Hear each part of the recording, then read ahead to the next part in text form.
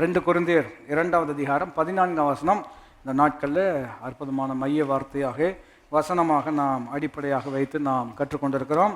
இணைந்து வாசிக்கும்படியாக இருக்கிறோம். 2 கொரிந்தியர் 2:14 கிறிஸ்துவுக்குள் எப்பொழுதும் எங்களை வெற்றி சிறக்க பண்ணி எல்லா இடங்களிலேயும் எங்களை கொண்டு அவரை அறிகிற அறிவின் வாசனை வெளிப்படுத்துகிற தேவனுக்கு ஸ்தோத்திரம் உண்டாவதாக என்று அப்போஸ்தலனாகிய பவுல் சொல்லக்கூடிய வார்த்தைகளை நாம் கவனித்துக் கொண்டிருக்கிறோம்.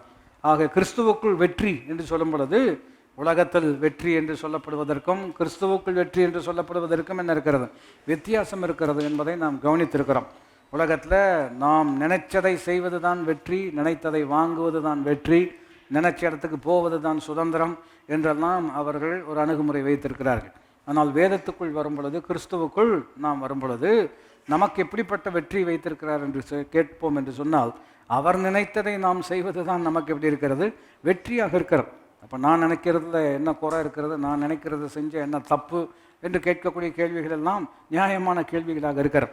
ஆனால் மறுபடியும் வேதத்தை நாம் கவனிப்போம் என்று பார்ப்போம் என்று சொன்னால், ஆண்டவராகிய தேவன் சொல்லக்கூடிய வார்த்தை எப்படி இருக்கிறது என்று கேட்டால், நம்முடைய நினைவுகளை பார்க்கலும் அவருடைய நினைவுகள் உயர்ந்ததாகவும் நம்முடைய வழிகளை பார்க்கலும் அவருடைய வழிகள் சிறந்ததாகவும் இருக்கிறபடினால பொதுவான அறிவு உள்ளவர்கள் என்ன செய்வார்கள் என்று கேட்டால், என்னுடைய வழியை பார்க்கலும் அவருடைய வழியும், என்னுடைய திட்டத்தை பார்க்கலும் அவருடைய திட்டம் சிறந்ததாக இருக்கிறபடினால அவருடைய சித்தம் நடைபெற வேண்டும் என்பது சொல்வது தான் சரியான அற்புதமான நிதானமாக இருக்கிறத நம்ம கவனிக்கிறோம். அதை எப்படி நம்முடைய வாழ்க்கையில் செயல்படுத்துகிறோம் என்று ஒரு கேள்வி கேட்கும் பொழுது அப்போஸ்தலனாகிய பவுல் சொல்கிறாரு, கிறிஸ்துவுடனே கூட நான் சிலுவையில் அறையப்பட்டிருக்கிறேன், இனி ஜீவிப்பது நான் அல்ல, இயேசுவே என்னில் வாழ்கிறார் என்று சொல்கிறார். எப்படி வாழ்கிறார், இந்த பிப்ரவரி மாதம் எப்படி வாழ்கிறார் என்று ஒரு கேள்வி கேட்கும் பொழுது நம்முடைய தீர்மானங்கள், இந்த தீர்மானங்களில் தான் மறுபடியும் நாம் கற்றுக்கொண்ட அற்புதமான சத்தியம், என் சித்தம் அல்ல உம்முடைய சித்தம் என்று சொல்கிறோம். அப்படி சொன்னால் உடனே எல்லாமே நடந்துருமா, அப்படி சொல்கிறது ரொம்ப எளிமையான ஒரு விஷயமா என்று ஒரு கேள்வி கேட்போம் என்று சொன்னால், அங்கேயும் நமக்கு சவால் இருக்கிறதை நாம் கவனிக்கிறோம். கடந்த வாரத்தில் நம்ம கற்றுக்கொண்டது போல ஆண்டவராகிய இயேசு சொல்லுகிறார், என் ஆத்துமா கலங்குகிறது என்று சொல்கிறார். நான் என்ன சொல்வேன், இப்படி சொல்வேனோ இப்படி சொல்ல போகிறேன் என்று சொல்கிற அற்புதமான வேத பகுதியை நாம் கவனித்தோம். இதிலிருந்து என்ன கற்றுக்கொள்கிறோம் என்று கேட்டால், நமக்கு வரக்கூடிய சவால்கள் வித்தியாசமானவைகளாக இருக்கிறோம். ஆனால் எல்லா சவால்களையும் சத்தியத்தை கொண்டு நாம் மேற்கொள்ளும்படியாக ஆண்டவர் அற்புதமான வழி வைத்திருக்கிறார்.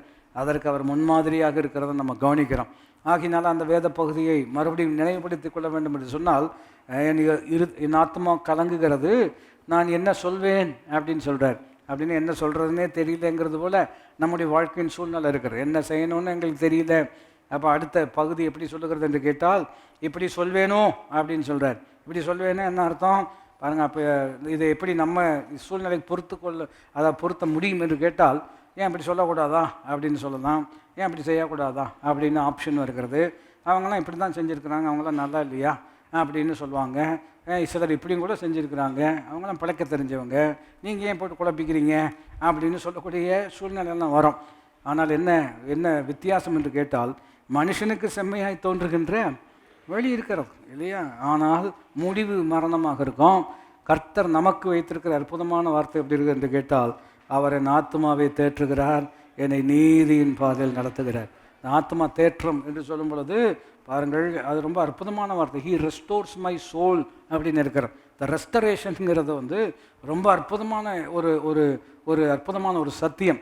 பாருங்கள், ரொம்ப எளிமையாக உங்களுக்கு உதாரணப்படுத்த வேண்டும் என்று சொன்னால், இப்போ நீங்கள் ஒரு புது செல்ஃபோன் வாங்குறீங்க இல்லையா, அதில் நிறைய அட்ஜஸ்ட்மெண்ட் அதெல்லாம் பண்ணி வச்சுருக்கிறீங்க, ஏதோ கோளாறு ஆயிடுச்சு, அதை சரி பண்ணணும் அப்படின்னு சொன்னோம்னா ஒரு விதம் எப்படி இருக்குது என்று கேட்டால், ரெஸ்டோர் ஃபேக்ட்ரி செட்டிங்னு போட்டிருப்பாங்க, பார்த்துருக்கீங்களா? ரெஸ்டோர் ஃபேக்ட்ரி செட்டிங் எனேபிள் பண்ணிட்டீங்க அப்படின்னு சொன்னீங்கன்னா, நீங்கள் ஃபோனில் புதுசாக வாங்கின பொழுது எந்த நிலையில் இருந்ததோ அந்த நிலைக்கு ரெஸ்டோர் ஆயிரும் இல்லையா. இடையில குழப்பம், போனது வந்தது, கழிசடை அதெல்லாம் என்ன செஞ்சிடும், நீக்கப்படுகிறத நம்ம புரிஞ்சுக்கிறோம். அப்போ ஆத்மாவை தேற்றுகிறார் என்று சொன்னால் என்ன அர்த்தம் என்று கேட்டால், உணர்ச்சி எப்படி இருக்க வேண்டுமோ அப்படி வைக்கிறார், உணர்வு எந்த நிலையில் இருக்க வேண்டுமோ அந்த நிலையில் வைக்கிறார். நம்முடைய ஆத்மாவில் தான் உணர்ச்சி இருக்கிறது, உணர்வு இருக்கிறது, தீர்மானிக்கக்கூடிய திறன் இருக்கிறது. எல்லாரும் இணைந்து இந்த வார்த்தைகளை சொல்லும்படியாக உங்களை உற்சாகப்படுத்துகிறேன். உணர்ச்சி இருக்கிறது, உணர்வு இருக்கிறது, தீர்மானிக்கக்கூடிய திறன் இருக்கிறது. மூன்றுமே ரொம்ப அவசியம் இல்லையா. இது இருந்தால் பரவாயில்ல, இது இல்லாட்டி அப்படியெல்லாம் கிடையாது, மூணுமே இருக்கிறது. ஏனென்றால் everything God given is always is நெசசரின்னு சொல்லலாம். தேவன் கொடுத்த எல்லாமே தேவைப்படுகிறது, தேவன் கொடுத்த எல்லாமே நமக்கு நல்லது. அப்போ சரியான உணர்வுக்கு கொண்டு போகிறார், சரியான உணர்ச்சிக்கு கொண்டு போகிறார், சரியான தீர்மானங்களை எடுக்க உதவி செய்கிறார். விளைவு என்னவென்று கேட்டால் அவரது நாமத்தின் நிமித்தம் நம்மை நீதியின் பாதையில் என்ன செய்கிறார், நடத்தக்கூடியவராக இருக்கிறார். அப்போ ஆத்மா தேற்றப்படாத பட்சத்தில் நீதியான பாதையில் நம்மால் நடக்க முடியவே முடியாது. இதையெல்லாம் அவர் செய்கிறார். அது செயல்படுவதின் விளைவு தான் வெற்றியின் பாதையில் நம்ம என்ன செய்கிறார், நடத்தக்கூடியவராக இருக்கிறார். ஆக தெரிந்து கொள்ளுதல் ரொம்ப முக்கியம் இல்லையா? கடந்த வாரத்தில் நம்ம கவனித்ததை மறுபடியும் நினைப்பூட்ட வேண்டும் என்று சொன்னால் இல்லையா, சொல்வேனோ என்ன சொல்லலாம், இப்படி தான் சொல்ல போகிறேன் அப்படின்னு சொல்கிறார்களவா, அப்போது அவர் நல்லா நிதானித்து இதுதான் நடக்க வேண்டும் என்கின்ற ஒரு நல்ல தீர்வான வார்த்தைகள் சொல்லுகிறதை நாம் கவனிக்கிறோம். அப்போது உபாகமம் 30வது அதிகாரம் அங்கே தான் நம்ம மறுபடியும் கவனிக்கும்படியாக இருக்கிறோம். கடந்த ஞாயிற்றுக்கிழமை அந்த வசன பகுதியில் தான் அற்புதமான சத்தியங்களை நாம் கற்றுக்கொள்ளும்படியாக ஆண்டவர் நமக்கு உதவி செய்தார். உபாகமம் 30வது அதிகாரம் 19, 20 ஆகிய வசனங்களில் தீர்மானம் எவ்வளவு முக்கியம், தீர்மானம் எடுப்பதற்கு ஆண்டவர் நமக்கு எப்படி உதவி செய்கிறார், தீர்மானம் எடுத்த பின்பு எப்படி செயல்பட வேண்டும் என்பதெல்லாம் அங்கு சொல்லப்படுகிறோம். ஏதோ நடக்கிறதான் நடக்கும் அப்படின்னு நீங்கள் உலகத்தில் சொல்கிறத கேட்டிருப்பீங்க. ஆனால் 30வது அதிகாரத்தை வாசிச்சிங்கன்னா என்ன நடக்கணுமோ அது நடக்கணும்னு நீங்கள் தீர்மானித்தாதான் என்ன செய்யும், நடக்கும். எத்தனை பேர் உங்களை தெரியாமலே 3வது ஆராதனையில் உட்காந்துருக்கிறீர்கள்? கவனிக்கலையோ? எத்தனை பேர் உங்களுக்கு தெரியாமையே 3வது ஆராதனையில் உட்காந்துருக்கிறீங்க? அப்படி யாருமே ஐயோ நானா எங்கே இருக்கிறேன் அப்படி யாரும் இல்லை. அப்போ எல்லாருமே இப்படி தான் தீர்மானம் எடுத்து இல்லையா கரெக்டாக உட்காந்துருக்குறோம். புரிந்து கொள்வதற்காக உதாரணப்படுத்தினேன். அப்போ நடக்கிறதா நடக்கும் அப்படின்னா கண்டதெல்லாம் நடக்கும். ஓகேவா, ஏற்றுக்கொள்ள முடியுமா? என்னமோ நடந்துட்டு போட்டோம் அப்படின்னு சொன்னீங்கன்னா என்னென்னமோ நடக்கும். அது உங்களுக்கு பரவாயில்லையா அப்படின்னு கேட்குறது நம்ம புரிந்து கொள்வதற்காக. ஆனால் இங்கே ஆண்டவர் ரொம்ப தெளிவாக சொல்கிறார், வாசிக்கும்படியாக இருக்கிறோம். வாசிப்போம். நான் ஜீவனையும் மரணத்தையும் ஆசீர்வாதத்தையும் சாபத்தையும் உனக்கு முன்பே வைத்தேன் என்று உங்கள் மேல் வானத்தையும் பூமியும் என்று சாட்சி வைக்கிறேன். ஆகையால் நீயும் உன் சந்ததியும் பிழைக்கும்படிக்கு நீ ஜீவனை தெரிந்து கொண்டு கர்த்தர் உன் பிதாக்களாகிய ஆபிரகாமுக்கும் ஈசாக்குக்கும் யாக்கோபுக்கும் கொடுப்பேன் என்று அவர்களுக்கு ஆணையிட்டு கொடுத்த தேசத்தில் குடியிருக்கும்படிக்கு உன் தேவனாய கர்த்தரில் அன்பு கூர்ந்து அவர் சத்தத்திற்கு செவி கொடுத்து அவரை பற்றி கொள்வாயாக. அவரே உனக்கு ஜீவனம் தீர்க்காயுசு. பெரிய வேத பகுதியாக இருக்கிறது. ஆனால் ரொம்ப அற்புதமான சத்தியம். நான் உங்களுக்கு சொன்னது போல் இது இருக்கிறது, ஜீவன் இருக்கிறது, மரணம் இருக்கிறது, ஆசீர்வாதம் இருக்கிறது, சாபம் இருக்கிறது, நீ தெரிந்து கொள் அப்படின்னு ஆண்டவர் சொல்லியிருந்தாருன்னா நமக்கு கொடுக்கப்பட்ட அறிவு, நமக்கு இருக்கக்கூடிய குணம், அனுபவத்தை வச்சு தப்பான விஷயந்தான் என்ன செய்வோம், நிறைய நேரத்தில் தெரிந்து கொள்ளுவோம். ஏன்னா நமக்குள்ளே அப்படிப்பட்ட பாவ பிரமாணத்தினுடைய தாக்கம் இருக்கிறத நம்ம கவனிக்கிறோம். அதனால் ஆண்டவர் ரொம்ப சிறப்பாக பண்ணுகிறார். இதெல்லாம் இருக்குது, நீ ஜீவனை தெரிந்து கொண்டால் அது உனக்கு எப்படி இருக்கும், நலமா, நீயும் உன் குடும்பமும் வாழ்ந்திருக்கும்படிக்கு ஜீவனை என்ன செய்ய வேண்டும், தெரிந்து கொள்ளணும் அப்படின்னு சொல்கிறார். அப்போ இன்றைக்கு நம்ம கவனிக்கக்கூடிய விஷயம் என்னவென்று கேட்டால், தெரிந்து கொண்டால் மாத்திரம் போதுமா, அதுக்கப்புறம் எல்லாமே சரியாயிருமா அப்படின்னு ஒரு கேள்வி இருக்கிறோம். தெரிந்து கொள்வது எப்படி என்று வேதம் நமக்கு போதிக்கிறோம்.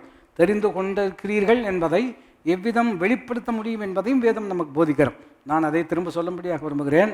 தெரிந்து கொள்ள வேண்டும் என்பதற்கு என்ன செய்யணும், தெரிந்து கொண்டிருக்கிறீர்கள் என்பதற்கு என்ன செய்ய வேண்டும் என்கின்ற விஷயங்கள் இந்த வேத பகுதியில் நமக்கு அற்புதமாக போதிக்கப்படுகிறோம். ஆகினால தான் இப்போ நமக்கு தமிழ் படிக்கிறது நமக்கு கிடைச்ச பெரிய பாக்கியம். அதே போல் ஆங்கிலம் நமக்கு தெரிந்திருக்கும் என்று சொன்னால் இன்னும் பெரிய உதவியாக இருக்கிறத நம்ம கவனிக்க முடியும். என்னுடைய இந்த வசனத்தினுடைய ஃப்ளோ, அதனுடைய ஓட்டம் எப்படி இருக்கிறது என்று கவனித்து பார்ப்பீர்கள் என்று சொன்னால் ஆங்கிலம் மொழிபெயர்ப்பை நான் உங்களுக்கு சொல்லும்படியாக விரும்புகிறேன். எப்படி இருக்கிறது என்றால் சூஸ் லைஃப்னு இருக்கிறோம். ஜீவனை நீ என்ன செய்ய வேண்டும், தெரிந்து கொள்ள வேண்டும் அப்படின்னு சொல்லிட்டு அதனுடைய அடுத்த பகுதி எப்படி தொடர்கிறது என்று கேட்டால், you can make this choice இல்லையா. நீங்கள் முழுமையாக ஆங்கிலத்தில் வாசிக்கும்படியாக விரும்புகிறேன். சூஸ் லைஃப் அப்படின்னு சொல்லிட்டு you can make this choice by loving the Lord, obeying him and committing yourself firmly to him அப்படி இருக்கிறோம். நீங்கள் ஜீவனை தெரிந்து கொள்வது எப்படி தெரிந்து கொள்ள முடியும், அல்லது ஜீவனை தெரிந்து கொண்டிருக்கிறீர்கள் என்பதை எப்படி செயலாக்கத்துக்குள்ளே கொண்டு வர வேண்டும் என்று சொன்னால், உன் தேவனாகிய கர்த்தரில் அன்பு கூர்ந்து அவருடைய சத்தத்திற்கு செவி கொடுத்து அவரையே என்ன செய்வாயாக, பற்றி கொள்வாயாக. அப்பொழுது அவர் உனக்கு ஜீவனும் தீர்க்காயுசுமாக இருக்கிறார். இது ரொம்ப அற்புதமான ஒரு சத்தியம். நம்ம விளங்கிக் கொள்வதற்கு ஆண்டவர் நமக்கு உதவி செய்கிறார். என்னுடைய சுருக்கம் எப்படி இருக்கிறது என்று சொல்ல வேண்டும் என்று சொன்னால், தீர்மானம் எடுத்தாச்சு, தீர்மானம் எடுத்தால் எல்லாமே கரெக்டாக நடந்துருமா அப்படின்னு நீங்கள் கேட்டிங்கன்னா, நம்ம வாழ்க்கையின் அனுபவத்தை வச்சு யோசித்தோம்னாலே நம்ம எளிமையாக விளங்கிக் கொள்ளலாம். ஜனவரி மாதம் 1ஆம் தேதி வந்துச்சுன்னா எல்லாரும் என்ன எடுப்பாங்க, தீர்மானம் எடுப்பாங்க. தீர்மானம் எடுத்ததுக்கப்புறம் இன்றைக்கி என்ன தேதி வந்துருச்சு? February 1 இல்லையா? இந்த ஒரு மாதத்தை மாத்திரம் நம்ம எடுத்துக்குவோமே. உதாரணத்திற்கு நம்ம எடுத்த தீர்மானமெல்லாம் என்ன? தீர்மானம் எடுத்தோமான்னு கேட்போம். தீர்மானம் எடுத்தோமா? எடுத்தோம். எடுத்ததுனால என்ன வித்தியாசம் வந்திருக்கிறது, என்ன மாற்றம் நம்முடைய வாழ்க்கையில் வந்திருக்கிறது அப்படின்னு சொன்னோம்னா, நிறைய பேருடைய வாழ்க்கை எப்படி இருக்குது என்று கேட்டால், தீர்மானம் எடுக்கிறதுக்கு முன்னாடி எப்படி இருந்ததோ அதே மாதிரி தான் தீர்மானம் எடுத்ததுக்கப்புறமும் இருக்குது. அப்போ தீர்மானம் எடுக்கலான்னு சொல்கிறீங்களா? இல்லை, எடுத்துருக்கிறீங்க. தீர்மானம் எடுத்தால் என்ன பண்ணணும் அப்படின்னு கேட்டிங்கன்னா, என்ன தீர்மானம் எடுத்திருக்கிறீர்களோ அந்த தீர்மானம் நிறைவேறுவதற்கு என்ன செய்ய வேண்டும்? செயல்பட வேண்டும். அப்போ ஜீவனை தெரிந்து கொண்டிருக்கிறேன் என்ன சொன்னோம்னா, ஜீவனை தெரிந்து கொண்டிருக்கிறேன் என்பதை எப்படி வாழ்க்கையில் செயல்படுத்த முடியும் என்று கேட்டால், அங்கே 3 முக்கியமான அம்சங்கள் சொல்லப்படுகிறது. உன் தேவனாகிய கர்த்தரில் அன்பு கூர்ந்து அவருடைய சத்தத்திற்கு செவி கொடுத்து அவரை பற்றி கொள்வாயாக. சொல்லுங்கள், எப்படி இருக்கிறது? அவரை என்ன செய்வாயாக? பற்றி கொள்வாயாக. அப்போ நம்ம ஒரு தப்பான ஒரு எண்ணம் எப்படி வச்சிருக்கிறோம் என்று கேட்டால், எல்லாரும் கிடையாது, சிலருடைய புரிதல் அப்படி இருக்கிறோம். தீர்மானம் மாத்திரம் எடுத்துக்கிட்டோம்னா போதும், மற்றதெல்லாம் தானாக என்ன செய்யும்? நடக்கும். நம்ம அப்படி நடக்கும்னு இருந்துச்சுன்னா இந்நேரம் நடந்திருக்கணுமே. நம்ம கிறிஸ்தவ வாழ்க்கை எடுத்துக்கொண்டீங்கன்னா எத்தனை இடத்துல போய் நம்ம தீர்மானம் எடுத்திருக்கிறோம். ஒவ்வொரு மீட்டிங்கு போகும் பொழுதும் இன்னொரு வகையில் சொல்ல வேண்டும் என்று சொன்னால், every preaching is designed to come to a decision சொல்லுவாங்க. ஒவ்வொரு பிரசங்கம் நாம் செய்யும் பொழுது பிரசங்கியாருக்கு சொல்லக்கூடிய விஷயம் எப்படி இருக்குது என்று கேட்டால், ஒரு தீர்மானத்துக்கு நேராக அவர்கள் என்ன செய்ய வேண்டும்? நடத்த வேண்டும். அதான் பிரசங்கத்தினுடைய நோக்கமாக இருக்கிறோம். அப்போ இன்றைக்கி பிரசங்கம் பண்ணனுடைய முடிவில் நம்ம பொதுவாக எப்படி முடிப்போம் என்று கேட்டால், அந்த வார்த்தைக்கு நம்மை அர்ப்பணித்து, ஆண்டவரே இந்த வார்த்தையின்படியே எங்கள் வாழ்க்கையில் என்ன செய்யட்டும், நடக்கட்டும்ன்ட்டு நம்ம அர்ப்பணிக்கிறோம்.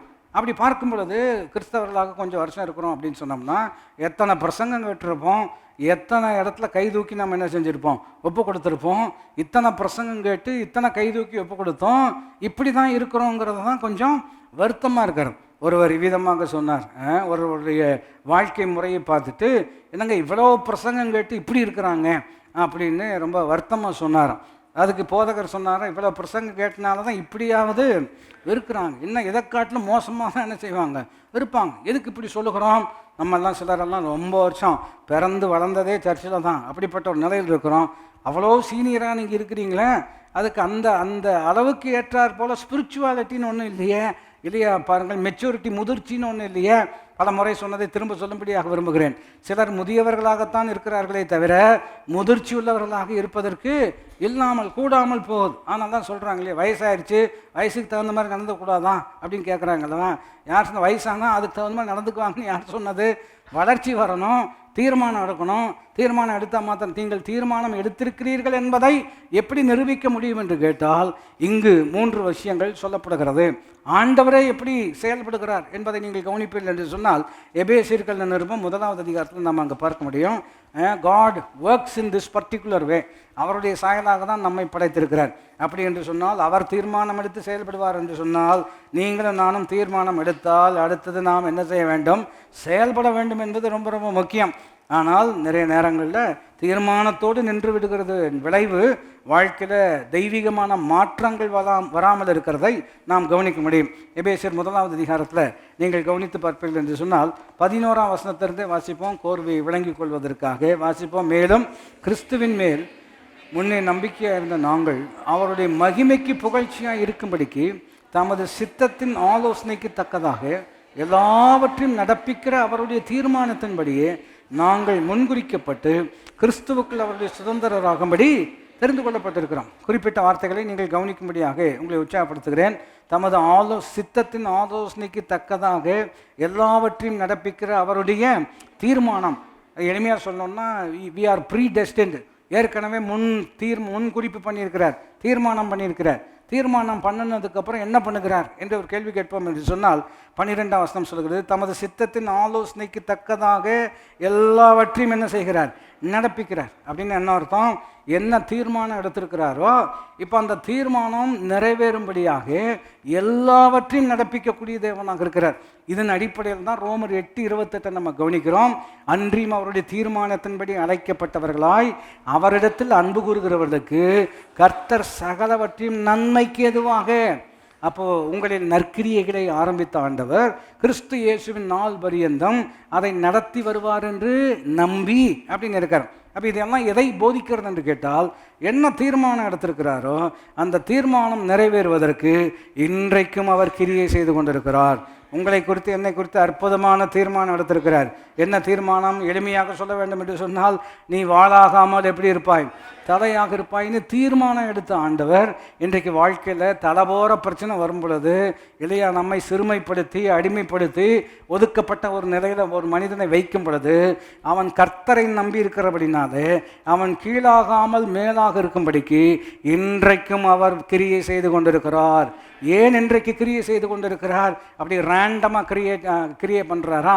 ரேண்டம்னா உங்களுக்கு புரிகிறதா?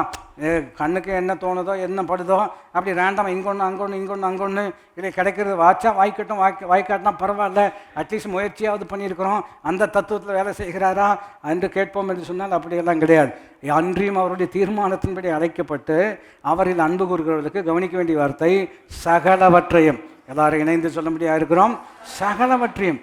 எந்த அளவுக்கு அந்த சகலவற்றையுங்கிற வார்த்தையை ரவுண்ட் பண்ணணும்னு சொன்னோம்னா, எனக்கு தெரியாமல் உங்கள் தலையில் இருக்கிற ஒரு முடி கூட கீழே விழுவதில்லைன்னு சொல்லியிருக்கிறார். எதுக்கு அப்படி ஒரு உதாரணம் சொல்லுகிறார் என்று கேட்போம் என்று சொன்னால், நம்முடைய முடியின் மீது ரொம்ப அக்கறை உள்ளவர் என்று சொல்வதற்கு அல்ல, அக்கறை உள்ளவர் தான். ஆனால் அந்த நோக்கத்தினுடைய அந்த உதாரணத்தினுடைய அடிப்படை காரணம் என்னவென்று கேட்டால், even to the minute details of your life God is in control and God cares. நான் சொல்ல வேலை அந்த உதாரணத்தினுடைய அடிப்படை நோக்கம் என்னவென்று கேட்டால், உங்கள் வாழ்க்கையில் சின்ன விஷயம், என்ன சின்ன விஷயம் இல்லையா, ஒரு முடி விழுகிறது, அதான் முடி கொட்டுதுங்கிறது வேற. நான் சொல்ல விளங்கிக் கொள்ள முடிகிறதா? அது சீவனதுக்கப்புறம் கூட்டினோம்னா இல்லையா, இங்கே பார்பர் ஷாப் மாதிரி இருக்கும். நான் சொல்ல விளங்கிக் கொள்ள முடிகிறதா? அது வேறு, அது நமக்கு தெரியுது இல்லையா. ஆனால் ஆண்டவர் சொல்லக்கூடிய உதாரணம் கவனிச்சு பாருங்கள், ரொம்ப மைன்யூட்டாக சொல்கிறார். எனக்கு தெரியாமல் ஒரு முடி கூட என்ன செய்வதில்லை, விழுவதில்லை. எதுக்கு அப்படி ஒரு உதாரணம் அப்படின்னு சொன்னோம்? நிறைய நேரத்தில் நம்மக்கிட்ட என்ன போயிடுச்சுங்கிறது ரொம்ப காலம் கழித்து தான் என்ன செய்யுது, நமக்கே தெரியுது. அவர் சொல்கிறாரு, இல்லை ஒரு முடி கூட எனக்கு தெரியாமல் என்ன செய்யாது, விழாது. அதனுடைய அடிப்படை காரணம் என்னவென்று கேட்டால், என்ன தீர்மானித்திருக்கிறாரோ அந்த தீர்மானம் நிறைவேறுவதற்காக சகலவற்றையும் கர்த்தர் நன்மைக்கு ஏதுவாக நடக்கிறார். எத்தனை பேர் அதை குறித்து சந்தோஷப்படுறீங்க? நம்மெல்லாம் சந்தோஷம். இப்போ நம்ம தீர்மானம் எடுக்கிறோம் அல்லவா, நம்ம தீர்மானம் எடுத்து எப்படி செயல்படணும்? மறுபடியும் நான் உங்களுக்கு நினைப்பூட்டும்படியாக விரும்புகிறேன். அவர் தீர்மானம் எடுத்தாருன்னா அந்த தீர்மானம் நிறைவேறுவதற்கு இன்றைக்கும் வேலை செய்கிறார். இன்றைக்கு என்ன செய்கிறாரு? வேலை செய்கிறார். அது நமக்கு ரொம்ப சந்தோஷத்தையும் தைரியத்தையும் தருகிறார். இன்றைக்கும் கர்த்தர் கிரியை செய்து கொண்டிருக்கிறார். சொன்னதை கட்டாயம் என்ன செய்ய போகிறார்? நிறைவேற்றப் போகிறார். அவர் செய்ய நினைத்தது தடைபடாது இல்லையா. இதெல்லாம் நமக்கு உற்சாகத்தை கொடுக்கறது அல்லவா. பை பிரின்சிபல் அதே பிரமாணம் தான். நீங்களும் நானும் தீர்மானம் எடுத்த பின்பு நம்ம என்ன பண்ண போகிறோம்? இங்கே தான் நமக்கு நம்ம என்ன நினச்சிட்டோம் அப்படின்னு சொன்னோம்னா, தீர்மானம் எடுத்துட்டோம்னா போதும், அப்புறம் வேறு ஒன்றுமே பண்ண வேண்டாம். அதனால தான் ஒன்றுமே நடக்கிறது இல்லை. நான் சொல்கிறது புரியுதா உங்களுக்கு? இல்லையா, சட்டசபையில் இன்றைக்கு தீர்மானம் நிறைவேற்றப்பட்டது. அப்படி நிறைய தீர்மானங்கள் நிறைவேற்றப்பட்டிருக்கிறது இல்லையா. அவங்க எல்லாருக்குமே அது பொது அறிவீர்கள். தீர்மானம் நிறைவேற்றுவது ஒரு பகுதி தான். ஆனால் நிறைவேற்றப்பட்ட தீர்மானம் நம்முடைய வாழ்க்கையில் ஒரு மாற்றத்தை ஏற்படுத்த வேண்டும் என்று சொன்னால், என்ன தீர்மானம் நிறைவேற்றப்பட்டிருக்கிறதோ அதை தொடர்ந்து அதனுடைய செயலாக்கம் இருக்க வேண்டும். அதனுடைய அப்போ ஜீவனை தெரிந்து கொண்டிருக்கிறேன், நான் ஜீவனை தெரிந்து கொண்டுட்டேன். சரி, ஜீவனை தெரிந்து கொண்டு அது அவர் உங்களுக்கு ஜீவனம் தீர்க்காயுசமாக இருக்க வேண்டும் என்று சொன்னால் என்ன பண்ணணும் அப்படின்னு சொன்னோம்னா, டெசிஷன் மேக்கிங்கோட சேர்ந்து இன்னொரு விஷயம் இணைக்கப்படுகிறது. ஆங்கில வார்த்தை சொல்ல வேண்டும் என்று சொன்னால், you can choose life by loving God. நீங்கள் ஜீவனை எப்படி தெரிந்து கொள்ள முடியும் என்று கேட்டால், தேவனை நேசித்து அவருடைய சத்தத்திற்கு செவி கொடுத்து அவரை கடைசி மட்டும் பற்றி கொள்ளும் பொழுது அவரே உங்களுக்கு ஜீவனம், உங்களுக்கு தீர்க்காயுசமாக மாறுகிறார். அப்போ இன்றைக்கி நம்ம பண்ணக்கூடிய ஒரு குறைவு எப்படி இருக்கிறது என்று கேட்டால், நம்ம தீர்மானம் மாத்திரம் எடுத்துடுறோம். ஆனால் எடுத்ததுக்கப்புறம் அது செயலாக்கத்துக்கு எந்த பிரயாசமும் முயற்சியும் எடுக்காததுனால நல்ல தீர்மானங்களை எடுத்தும் நல்ல மாற்றங்கள் நம்முடைய வாழ்க்கையில் என்ன செய்வதில்லை, வருவதில்லை. எத்தனை பேருக்கு நான் சொல்வது புரிந்து கொள்ள முடியும்? மறுபடியும் சொல்லுகிறேன், நல்ல தீர்மானங்கள் எடுத்திருக்கிறோம், ஆனால் இன்னும் நல்ல மாற்றங்கள் வரவில்லை. இடையில என்ன இருக்கிறது என்று கேட்டால், அதற்கேற்ற நற்கிரியை கட்டாயம் வேணும். இப்போ உதாரணத்தை நான் சொல்ல வேண்டும் என்று சொன்னால், இப்போ நம்ம சர்ச்சுக்கு போகிறோம். இப்போ ஒரு பிரசங்கியார் என்கின்ற நிலையில் நான் உங்களுக்கு சொல்ல வேண்டும் என்று சொன்னால், இப்போ பிரசங்கம் முடிச்சுட்டு எத்தனை பேர் இந்த செய்திக்கு ஒப்புக் கொடுக்கிறீர்கள், உங்கள் கரங்களை உயர்த்தி ஒப்புக் கொடுங்கள் அப்படின்னு உதாரணத்தை சொல்லும் பொழுது எல்லாருமே என்ன செய்வாங்க, கை உயர்த்தி ஒப்புக் கொடுப்பாங்க. அப்போ நான் ஒரு ஃபோட்டோ எடுத்து வச்சுக்கிறேன். உதாரணத்துக்கு எடுத்து வச்சுட்டு நான் எனக்குள்ளே என்ன சந்தோஷம் அப்படின்னா, இந்த நம்ம பண்ண பிரசங்கத்துக்கு எல்லாரும் கை உயர்த்தி என்ன செஞ்சுட்டாங்க, ஒப்பு கொடுத்துட்டாங்க. இப்போ நான் இன்னொரு கோணத்தையும் சொல்ல முடியாது, இந்த கை உயர்த்துறது வரைக்கும் தான் எனக்கு சந்தோஷம். ஆனால் ஆண்டவர் எங்கே கவனிப்பார் என்று சொன்னால், நீங்கள் கை கீழே போட்டதுக்கப்புறம் என்ன பண்ணுறீங்கிறது தான் ரொம்ப ரொம்ப முக்கியம். ஏன்னா எத்தனை தடவை கை உயர்த்தி ஒப்பு கொடுத்துருக்கோன்னு நினைக்கிறீங்க? ஏன் இன்னொரு கோணமும் இருக்கிறது. ஏன் சீக்கிரம் நம்மளால் கை தூக்கி ஒப்பு கொடுக்குறாங்க தெரியுங்களா? ஒரு வகையில் 1 மணி நேரம் இப்படியே உட்கார வச்சுட்டு கடைசியில் எந்திரிச்சு நிற்க வச்சோம்னா ஃபஸ்ட்டு வேலை என்ன தான் செய்வாங்க? அது ஒரு காரணமாக நான் நினைக்கிறேன். நான் சொல்ல விலையும் கொள்ள முடிகிறதா? First chance to stretch your self. அப்போ பார்த்து பாஸ்டர் சொல்கிறார், கை உயர்த்தி 2 கையும் என்ன செய்கிறேன். ஏன்னா பக்கத்தில் உட்காந்துருவர் கை வைக்கிறதுக்கே இடம் கொடுக்கல. நான் சொல்ல விலையும் கொள்ள முடிகிறதா? இது காரணமாக இருக்குமா தெரியாது. ஆனால் இப்போ மறுபடியும் எல்லா மீட்டிங்கிலும் என்ன செய்வோம், ஒப்பு கொடுங்க பிரதர், ஒப்பு கொடுங்க பிரதர், ஒப்பு கொடுங்க சிஸ்டர் அப்படின்னு சொல்கிறாங்க. மறுபடியும் அது தப்பாக நம்ம சொல்லலை. நான் சொல்ல எத்தனை தடவை ஒப்பு கொடுத்துருக்கிறாருங்க. ஒப்பு கொடுத்து எந்த மாற்றமும் கிடையாது. நான் சொல்லுகிறேன், ஒப்பு கொடுக்குற பிரதருக்கு கொஞ்சம் உப்பும் கொடுங்க, கொஞ்சமாவது. நான் நான் நான் சொல்கிறது விலை கொள்ள முடிகிறதா? நம்மளே யாரையும் சொல்லலை, நான் சொல்கிறது உங்களுக்கு புரிகிறதா? எத்தனை தடவை குடிகாரம் பேச்சு விடிஞ்சா போச்சுன்னு சொல்கிறாங்களவா? நைட்டு சத்தியம் பண்ணுவோம், தலைகீழ நிற்போம், உங்கள் மேலே சத்தியம், உங்கள் அம்மா மேலே சத்தியம், எல்லார் மேலேயும் சத்தியம், கண்ணீராக வடிப்பாங்க. காலையில் தெளிஞ்சோன்னே என்ன ஆயிடுவான், திருந்திருப்பான்னு நம்ம நினைக்கிறோம். இல்லை திருந்த மாட்டான். ஆனால் அங்கே தீர்மானம் எடுத்தாங்களா? எடுத்தாங்க. இல்லை இனிமேல் செய்யவே மாட்டேன்னு சத்தியம் பண்ணானா பண்ணுவாங்க. ஆனால் அடுத்த நாள் வந்தோடனே மறுபடியும் என்ன நிலைமைக்கு தான் போயிடும். இதே மாதிரி நம்ம வாழ்க்கையில் இருக்கிறோம் இல்லையா? உண்மையை ஒத்துக்கொள்ளணுன்னா தான், ஒத்துக்கொண்டால் தான் ஜெயிக்க முடியும். ஆண்டவரே, இனி இந்த பாவத்தை நான் செய்யவே மாட்டேன், இதுதான் கடைசி. எனக்கு தெரிஞ்ச ஒருத்தர் ரொம்ப வருஷத்துக்கு முன்னாடி, நாங்களாம் சின்ன பிள்ளைகளாக இருக்கும் பொழுது, அப்போ அந்த சாட்சி சொல்கிறதுக்கு முன்னாடி ஒரு பாட்டு பாடுவாங்க. பாட்டு பாடி தான் சாட்சி சொல்லுவாங்க அந்த காலத்தில். பாட்டுன்னா அது ஒரு 4 சரணம் பாடி இப்போ ரொம்ப நேரம் சாட்சி சொல்லி, இந்த சிறிய சாட்சின்னு சொல்லும்போது எங்களுக்கெல்லாம் சந்தோஷமாக சிரிப்பாக வரும் இல்லையா? இந்த சிறிய சாட்சியை கர்த்தர் ஆசீர்வதிப்பாராம். அப்போ ஒருத்தர் இருந்தார், அவருக்கு குடிப்பழக்கம். அவர் பாவம், அது ரொம்ப ஸ்ட்ரகிள் பண்ணார் ஜெயிச்சு வர்றதுக்கு. அப்போது அவர் பொதுவாக என்ன பாட்டு பாடுவார்னா, இந்த ஒரு விசை மன்னியுமே, இந்த ஒரு விசை மன்னியுமே, அந்த லைனை 4-5 தடவை பாடினாருன்னு சொன்னோம்னா போன வாரம் என்ன ஆயிடுச்சுன்னு அர்த்தம், ரொம்ப அதில் ஸ்ட்ரகிள் பண்ணியிருக்கிறாருன்னு அர்த்தம். நம்ம சிரிக்க முடியாது, ஏன்னா அதுக்கு ஒரு மிகப்பெரிய சின்சியராக கண்ணில் கண்ணீரோடு இந்த ஒரு விசை மன்னியும், இந்த ஒரு விசை என்ன மன்னியும் அப்படின்னு சொல்லுவார். ஆனால் மறுபடியும் அதே பிரச்சனை தான். ஏன் அவரை ஞாபகம் வச்சுருக்கிறேன்னு சொன்னேன்னா, நான் அடக்கம் பண்ண ஃபஸ்ட் ஆளே அவர் தான். நான் சொல்ல வேலை பண்ண முடிகிறதா ஊழியத்தில், அதனால் ஞாபகம் வச்சுருக்கிறேன். ஆனால் ரொம்ப ஸ்ட்ரகிள் பண்ணார், ரொம்ப கஷ்டப்படுறார். அவர் ஜெயிச்சு வரணும்னு அவருக்கு விருப்பம் இருக்கா? விருப்பம் இருக்குது இல்லையா? தீர்மானம் எடுக்கிறாரா? டெய்லியும் தான் எடுக்கிறாரு. ஆனால் செயலாக்கம்னு வரும்பொழுது எங்கேயோ ஒரு இடத்துல என்ன செய்கிறது, பிரச்சனை இருக்கிறதுன்னு நம்ம கவனிக்கிறோம். நம்ம வாழ்க்கையில் அப்படி தான் இருக்கிறது. ஒரு தவறு செய்கிறோம், நமக்கே மனசு கஷ்டமாக இருக்குது, நமக்கே உறுத்தலாக இருக்குது.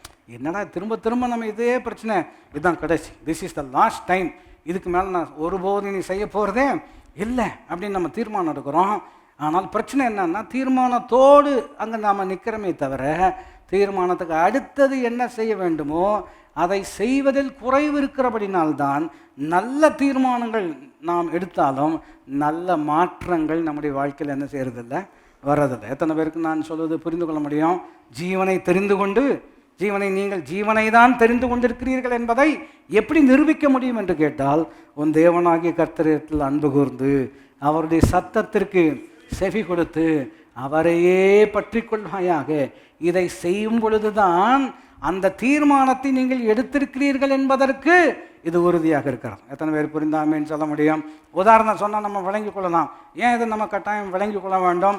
நீதிமொழிகள் 14வது அதிகாரம் 23ஆம் வசனத்தில் இருக்கிறது இல்லையா? எல்லா சகல பிரயாசத்திற்கும் பிரயோஜனம் இருக்கிறது, ஆனால் வெறும் பேச்சு வறுமை மாத்திரம்தான் என்ன செய்யும், தரக்கூடிய. நோட் பண்ணிட்டீங்கன்னா போதும். சகல பிரயாசத்திலும் பிரயோஜனம் உண்டு, வெறும் பேச்சு இல்லையா? மியர் டாக், ஆங்கிலம் அப்படி தான் சொல்லுகிறார். For all labor there is profit, but mere talk only leads to povertyன்னு இருக்கிறோம். வெறும் வெத்து பேச்சு மாத்திரம் பேசி பேச்சுக்கு ஏற்ற ஒரு செயல் இல்லாமல் இருக்கும் என்று சொன்னால் அது வெறும், பாருங்கள், ஒரு வறுமைக்கு நேராக தான் ஒரு மனிதனை நடத்தக்கூடியதாக இருக்கிறது என்பதை வேதம் அற்புதமாக போதிக்கிறோம்.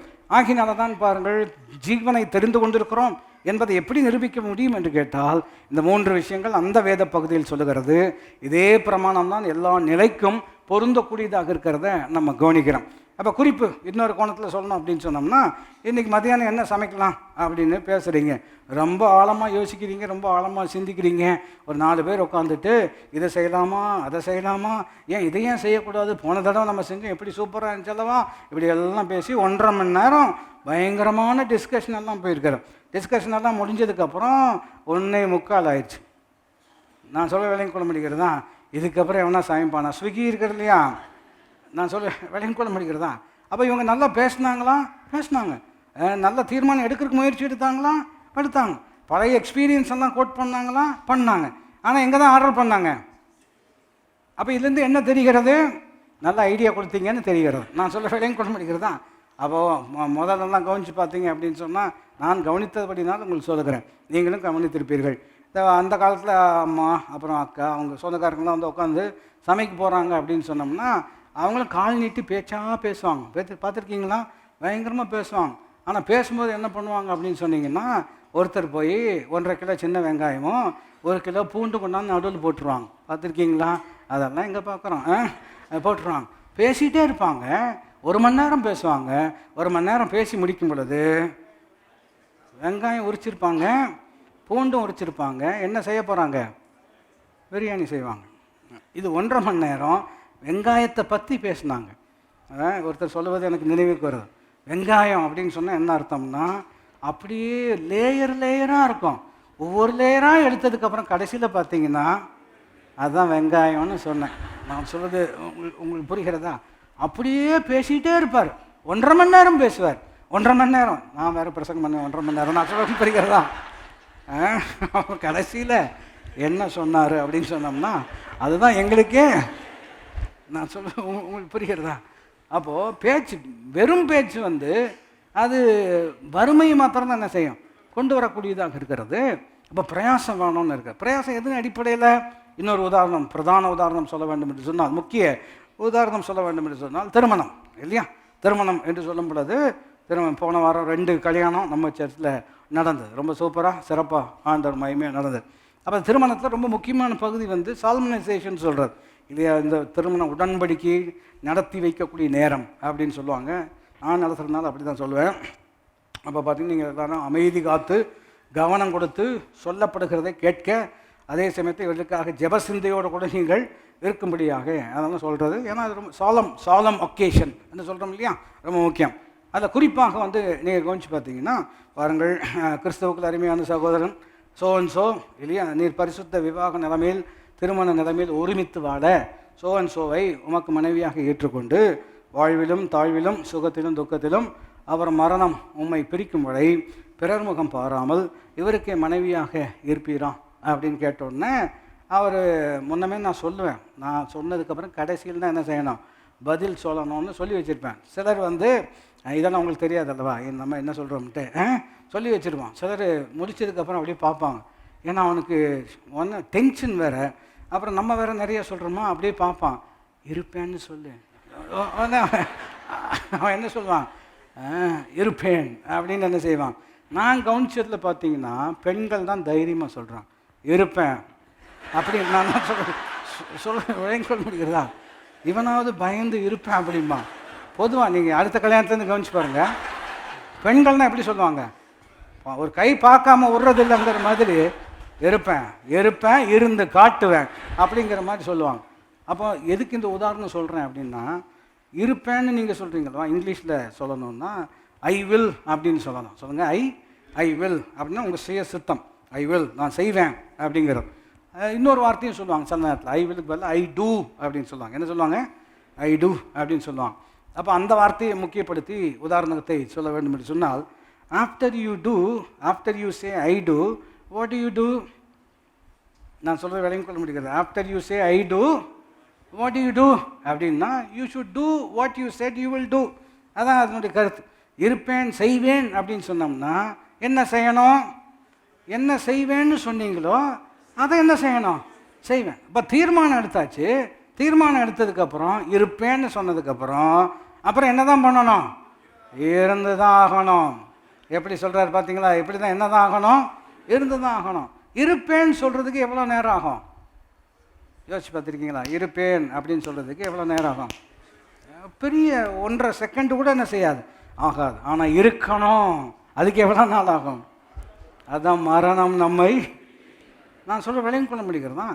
அப்போ தீர்மானம் எடுக்கிறது ரொம்ப ரொம்ப ஈஸி இல்லையா? கல்யாணத்தில் தீர்மானம் எடுக்கிறது 2 செகண்ட் கூட என்ன செய்யாது, ஆகாது.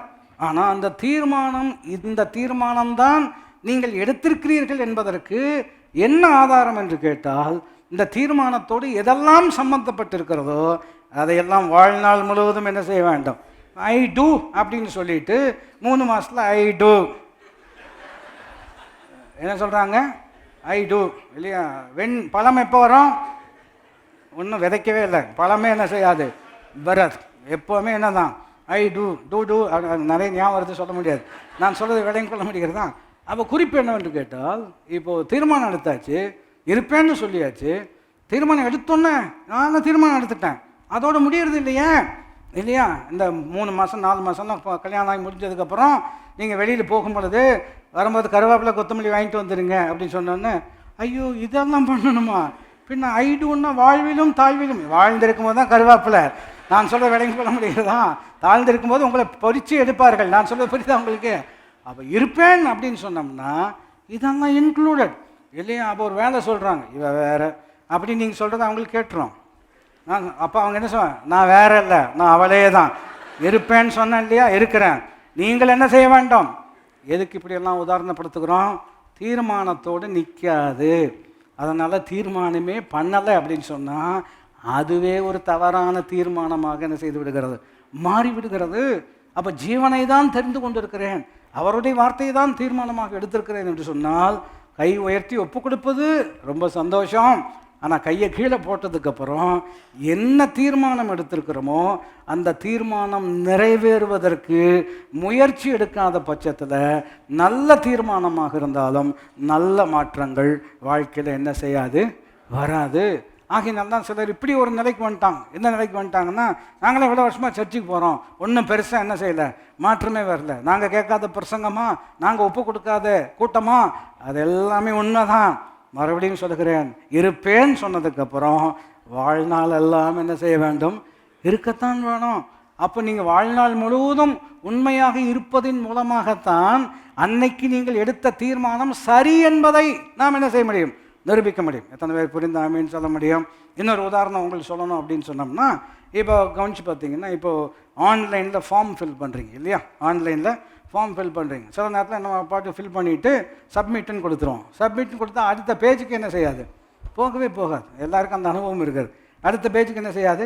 ஏன் அடுத்த பேஜுக்கு போக மாட்டேங்குது சொல்லுங்கள் பார்ப்போம். ஏதாவது ஒரு விஷயத்தை என்ன செஞ்சுருப்போம், விட்டுருப்போம். சிலர் வந்து இந்த விஷயம் இன்னும் ஃபில் பண்ணல அப்படிங்கிறது காமிப்பாங்க. சரி, அதையும் ஃபில் பண்ணிட்டோம், இதுக்காக எத்தனை நேரம் அப்படின்னு அதையும் ஃபில் பண்ணி சப்மிட் கொடுத்தா மறுபடியும் போக மாட்டேங்குது.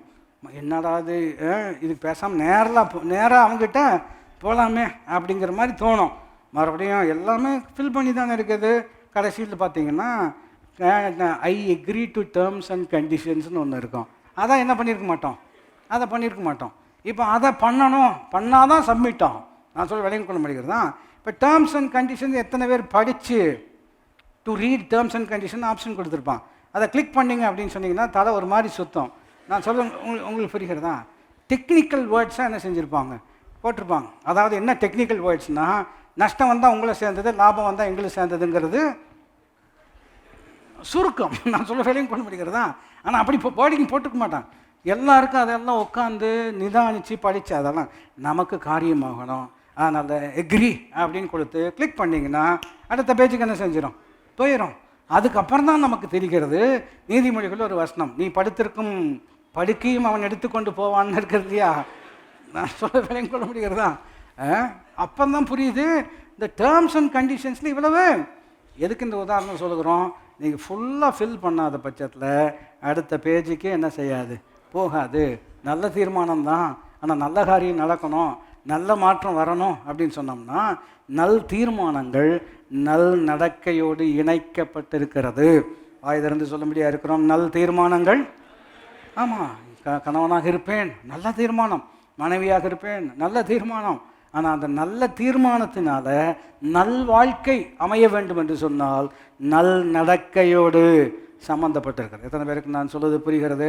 இப்போல்லாம் ரொம்ப வீடியோ மீடியா அதெல்லாம் இருக்கிறது ரொம்ப சந்தோஷம்.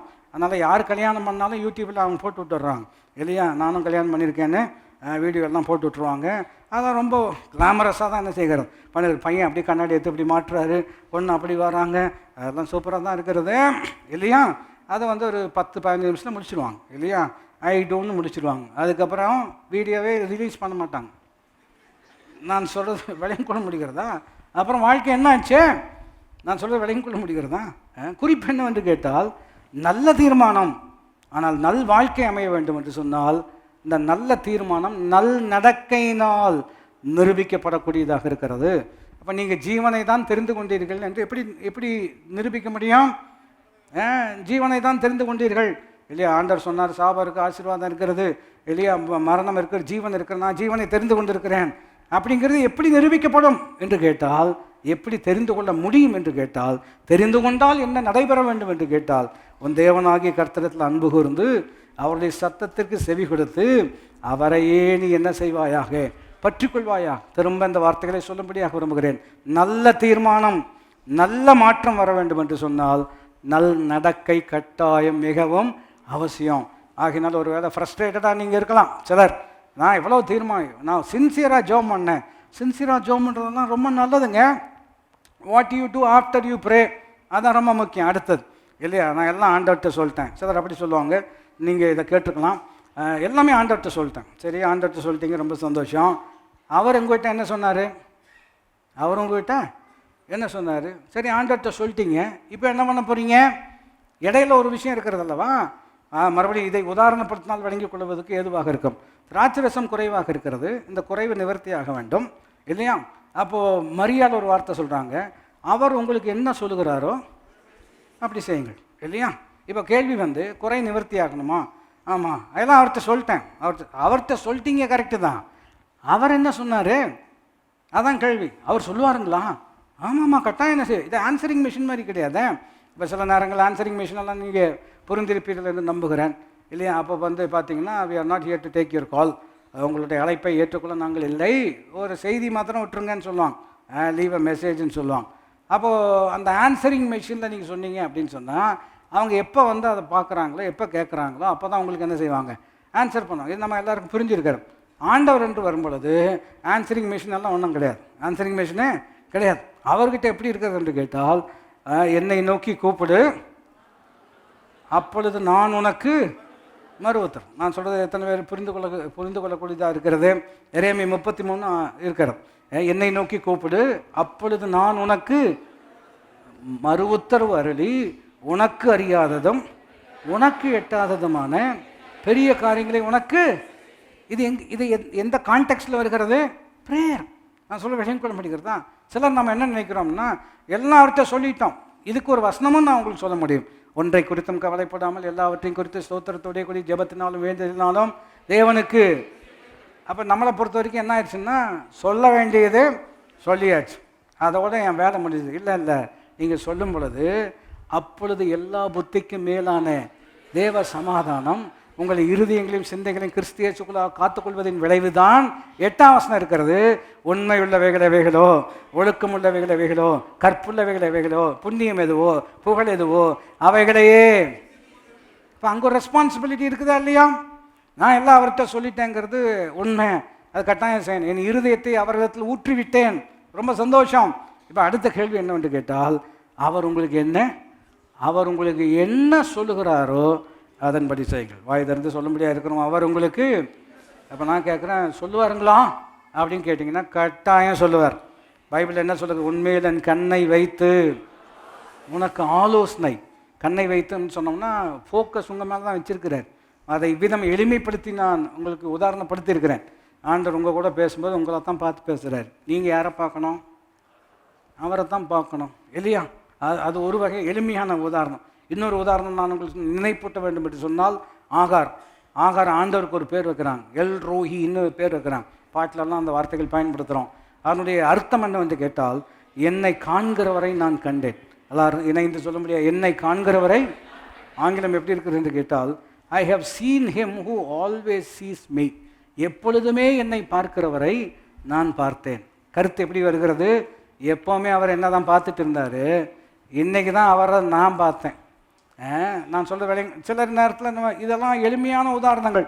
சிலர் கூட்டத்தில் சிலருடைய அட்டென்ஷனை நீங்கள் அதை அதை கவனத்தை ஈர்க்க வேண்டும் என்பதற்காக கை தட்டுறீங்க, கை ஆட்டுறீங்க, ரொம்ப நேரம் ஆச்சு. அப்புறம் கடைசியில் நீங்கள் யாருடைய கவனத்தை ஈர்க்கணும்னு நினச்சிங்களோ அவங்க உங்களை என்ன செஞ்சுட்டாங்க, பார்த்துட்டாங்க. அந்த பார்த்த மாத்திரத்தில் தான் நான் சொல்ல வேலைங்க. இப்போ ஒருத்தர் பார்ப்பாருன்னு பார்த்துட்டே இருக்கிறேன், கண்ணை மூடி எப்படி அவரால் பார்க்க முடியும்? நான் சொல்ல வேலைங்க கொள்ள முடிக்கிறதா? அப்போ முழிக்கும் போது தான் பார்க்கணும். விளங்கிட்டீங்க தான்? அப்போ குறிப்பு என்னவென்றால், I have seen him who always sees me. அப்படின்னு என்ன அர்த்தம்? அவர் என்ன பார்த்துட்டே தான் இருந்தார். எப்போ பார்க்க ஆரம்பித்தார்? மறுபடியும் வசனம் ரொம்ப அற்புதமாக இருக்கிறது. என்னுடைய கருவை உம்முடைய கண்கள் கண்டது. எத்தனை பேர் அதை நீங்கள் மெச்சிக்கணும். உண்மையாகவே யோசிச்சிங்கன்னா, ஆண்டவர் உங்களை எப்போ பார்க்க ஆரம்பித்தார் தெரியுங்களா?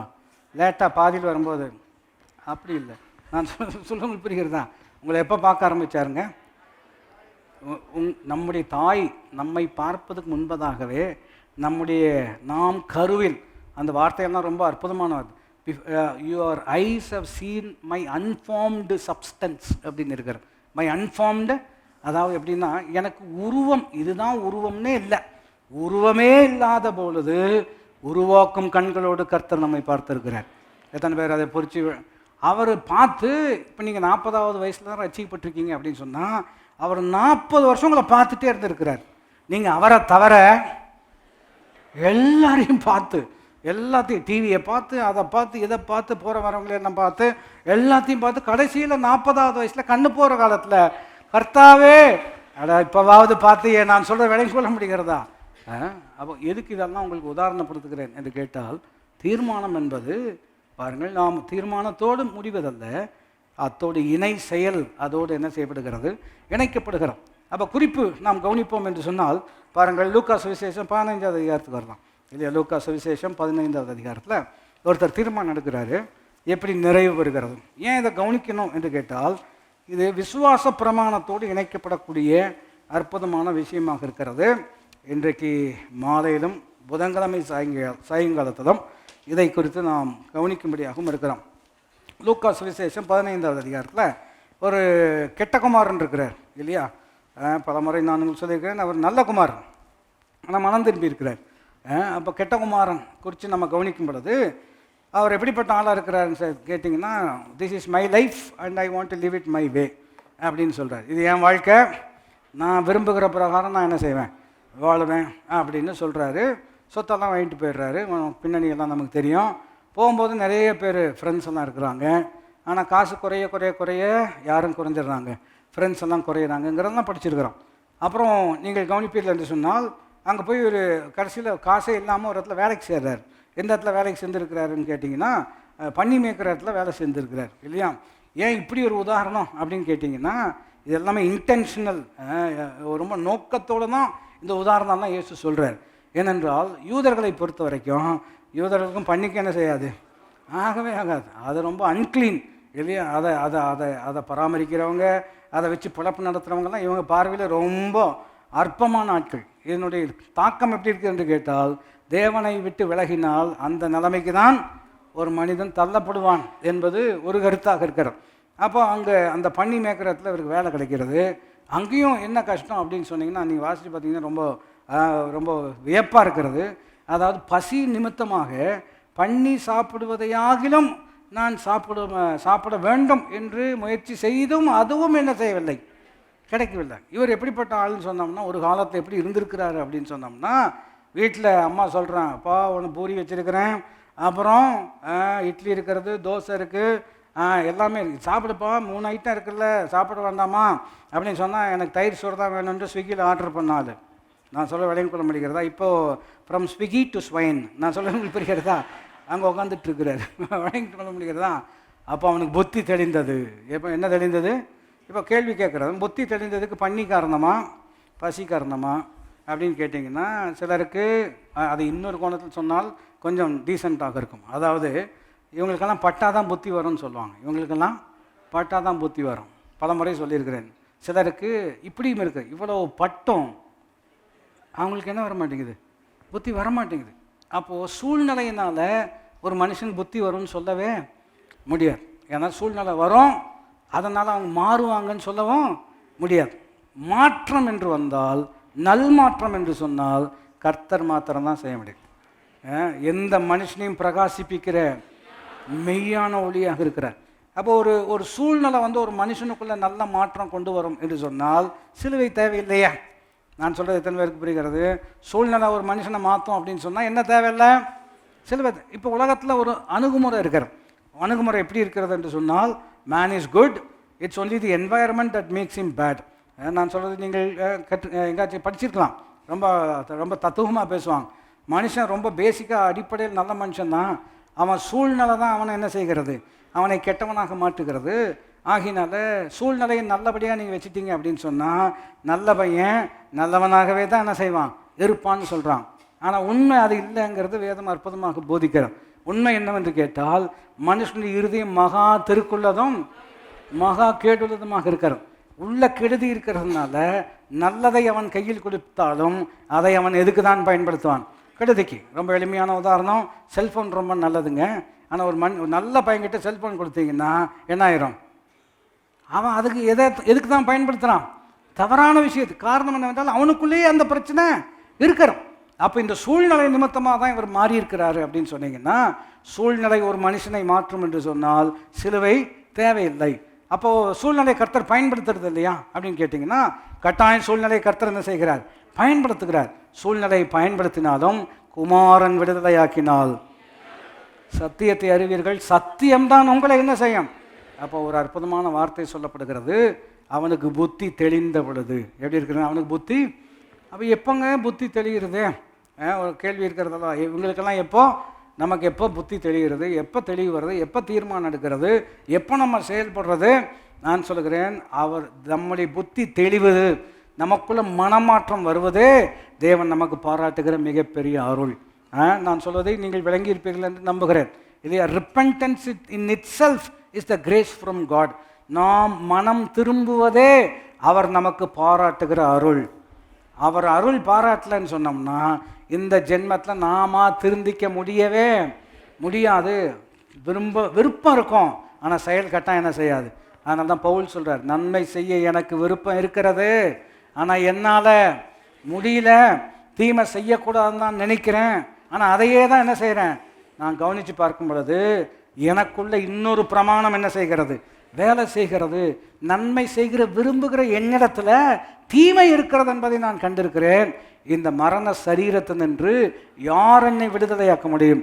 நம்முடைய கர்த்தராகிய இயேசு கிறிஸ்துவினாலே நமக்கு ஜெயம் கொடுக்கிற தேவனுக்கு ஸ்தோத்திரம் உண்டாவது. எத்தனை பேர் புரிந்து ஆமேன்னு சொல்ல முடியும்?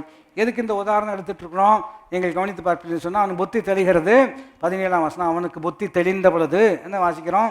18ஆம் வசனம், நான் எழுந்து என் தகப்பனிடத்திற்கு போய், தகப்பனே பரத்துக்கு விரோதமாக உமக்கு முன்பாகவும் அப்படின்னு சொல்கிறார். 19ஆம் வசனம், இனிமேல் உம்முடைய குமாரன் என்று சொல்லப்படுவதற்கு நான் பாத்திரன் அல்ல, உம்முடைய கூலிக்காரில் ஒருவனாக என்னை வைத்துக்கொள்ளும் என்று சொல்லி அந்த இடத்துல ஃபுல் ஸ்டாப் வச்சிருந்துச்சுன்னா அவ்வளோதான் முடிஞ்சுது. ஆனால் நல்ல வேலை அங்கே என்ன போட்டிருக்கிறது? கமா போட்டிருக்கோம். பார்த்துருக்கீங்களா? நம்ம பைபிளில் என்ன போட்டு வச்சிருக்கிறது? கமா போட்டு அடுத்தது எழுந்து. அப்போ தீர்மானம் எடுக்கிறார், நான் என் தகப்பன் வீட்டிற்கு போய் அப்படின்னு சொல்கிறார். 19ஆம் வசனம் வரும் பொழுது எழுந்து சொல்லுங்கள், என்ன செய்ய வேண்டும்? எழுந்து. அப்போ இன்றைக்கி நம்முடைய வாழ்க்கையினுடைய சூழ்நிலையில் நல்ல தீர்மானம் எடுத்திருக்கிறோம், ஆனால் இன்னும் ஏன் மாற்றம் வரல அப்படின்னா, என்ன தீர்மானம் எங்கே உட்காந்து எடுத்தோமோ இன்னும் எங்கே தான் இருக்கிறோம், அங்கேயே தான் நம்ம இருக்கிறதுனால எந்த விதமான மாற்றம் வரல. ஜீவனை நாம் தெரிந்து கொண்டிருப்போம் என்பதற்கு என்ன ஆதாரம் என்று கேட்டால், அவரை நேசித்து அவருடைய வார்த்தைக்கு செவி கொடுத்து அவரை பற்றி கொள்ளும் பொழுது அவரே நமக்கு ஜீவனம் தீர்க்காயுஸ். ஆக இன்றைக்கி நம்ம ஜோம் பண்ணணும், ஆண்டவரே நல்ல தீர்மானம் எடுத்திருக்கோம், எழுந்து வேலை செய்ய, எழுந்து கிரியை செய்ய எங்களுக்கு நீர் அனுக்கிரகம் தருவீராக. வாய்திறந்து சொல்லுங்கள், எழுந்து கிரியை செய்ய தேவன் நமக்கு என்ன கொடுக்க வேண்டும்? அனுக்கிரகம். இன்னொரு உதாரணம் சொல்லும்படியாக விரும்புகிறேன். ஆதியாகமம் 19ஆவது அதிகாரத்தில் இருக்கிறது. இங்கேயும் ஒரு குடும்பம் தான், குடும்பத்தில் அவங்க ஒரு தீர்மானம் எடுக்கிறாங்க.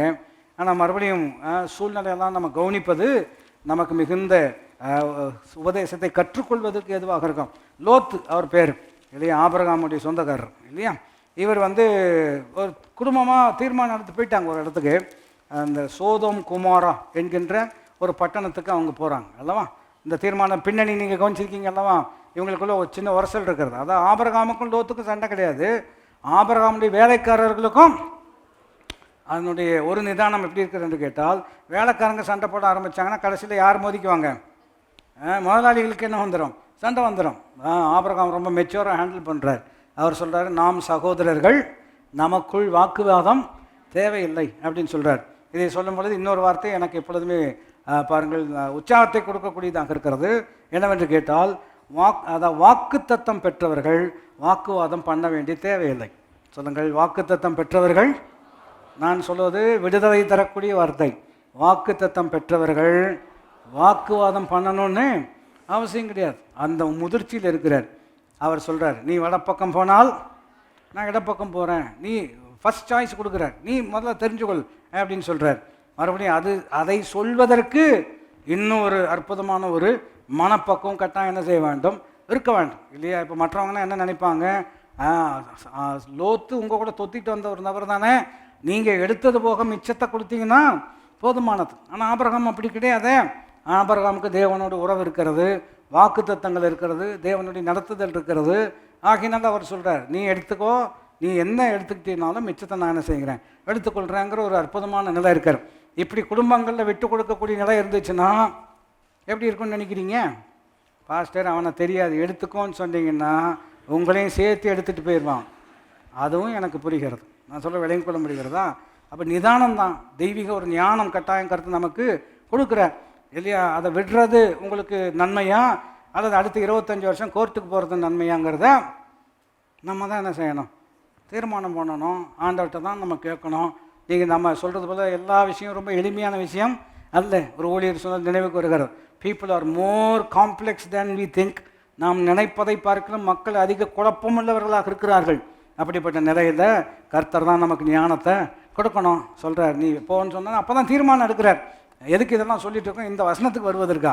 தூரத்துலேருந்து பார்த்தா ரொம்ப பச்சையாக இருக்கிறது இல்லையா, ஏதேன் தோட்டத்தை போல் இருக்கிறது. எப்படி இருக்கிறதுங்க, ஃபோட்டோவில் பார்க்கும் பொழுது நான் சொல்வதை விளங்கிக் கொள்ள முடிகிறதா. ஏதேன் தோட்டத்தை, இந்த ப்ரோஷரெல்லாம் பார்த்துருக்கீங்களா, பயங்கரமாக பாலிஷ்டாக இல்லையா. இப்போ எல்லாம் from 6 crores to 12 crores living in luxury அப்படி எல்லாம் போட்டிருப்பாங்க. இதெல்லாம் பார்த்தீங்கன்னா எப்படி தான் இருக்கும், சூப்பராக இருக்கும். ஏன்னா அந்த மாதிரி தான் முறைமை இருக்கிறது. இவர் பார்க்குறாரு, பார்த்தோன்னா ரொம்ப சூப்பராக இருக்குன்னு அங்கே போயிடுறாரு.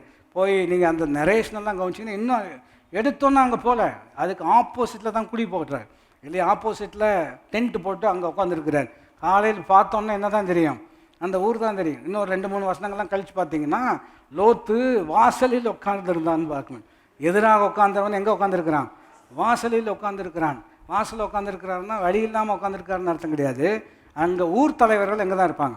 இப்போ நம்ம பழைய கிராமங்கள் சில இடங்கள் போகும்பொழுது ஊர் என்ட்ரு ஆகும் பொழுது ஒரு மரம் இருக்கும், மரத்தை சுற்றி ஒரு திட்டு கட்டி வச்சுருப்பாங்க. அங்கே வேலை இல்லாதவர்கள் அல்ல, வேலை இருக்கிறவர்களும் என்ன செய்வார்கள், அங்கே உட்காந்துருப்பாங்க. பார்த்துருக்கீங்களா? அப்போ ஏதாவது ஊர் கூடும்போது தலைவர்கள் எங்கே தான் உட்காந்துருப்பாங்க, அந்த திட்டில் தான் உட்காந்துருப்பாங்க. அந்த நிலைக்கு போயிட்டார். இப்போ அந்த நிலைமைக்கு போனோன்னே இப்போ அவர் மிஸ்டர் லோத்து என்ன பண்ணிட்டார், அந்த இடத்துல ஊர் தலைவராக மாறிட்டார். ஊர் தலைவராக மாறி, ஆனால் அந்த ஊர் படுமோசமான ஊர். அந்த ஊர் எப்படிப்பட்ட ஊருங்க, பயங்கரம். இன்றைக்கி சொல்லணும்னா காஸ்மோபாலிட்டன்னு சொல்லலாம்.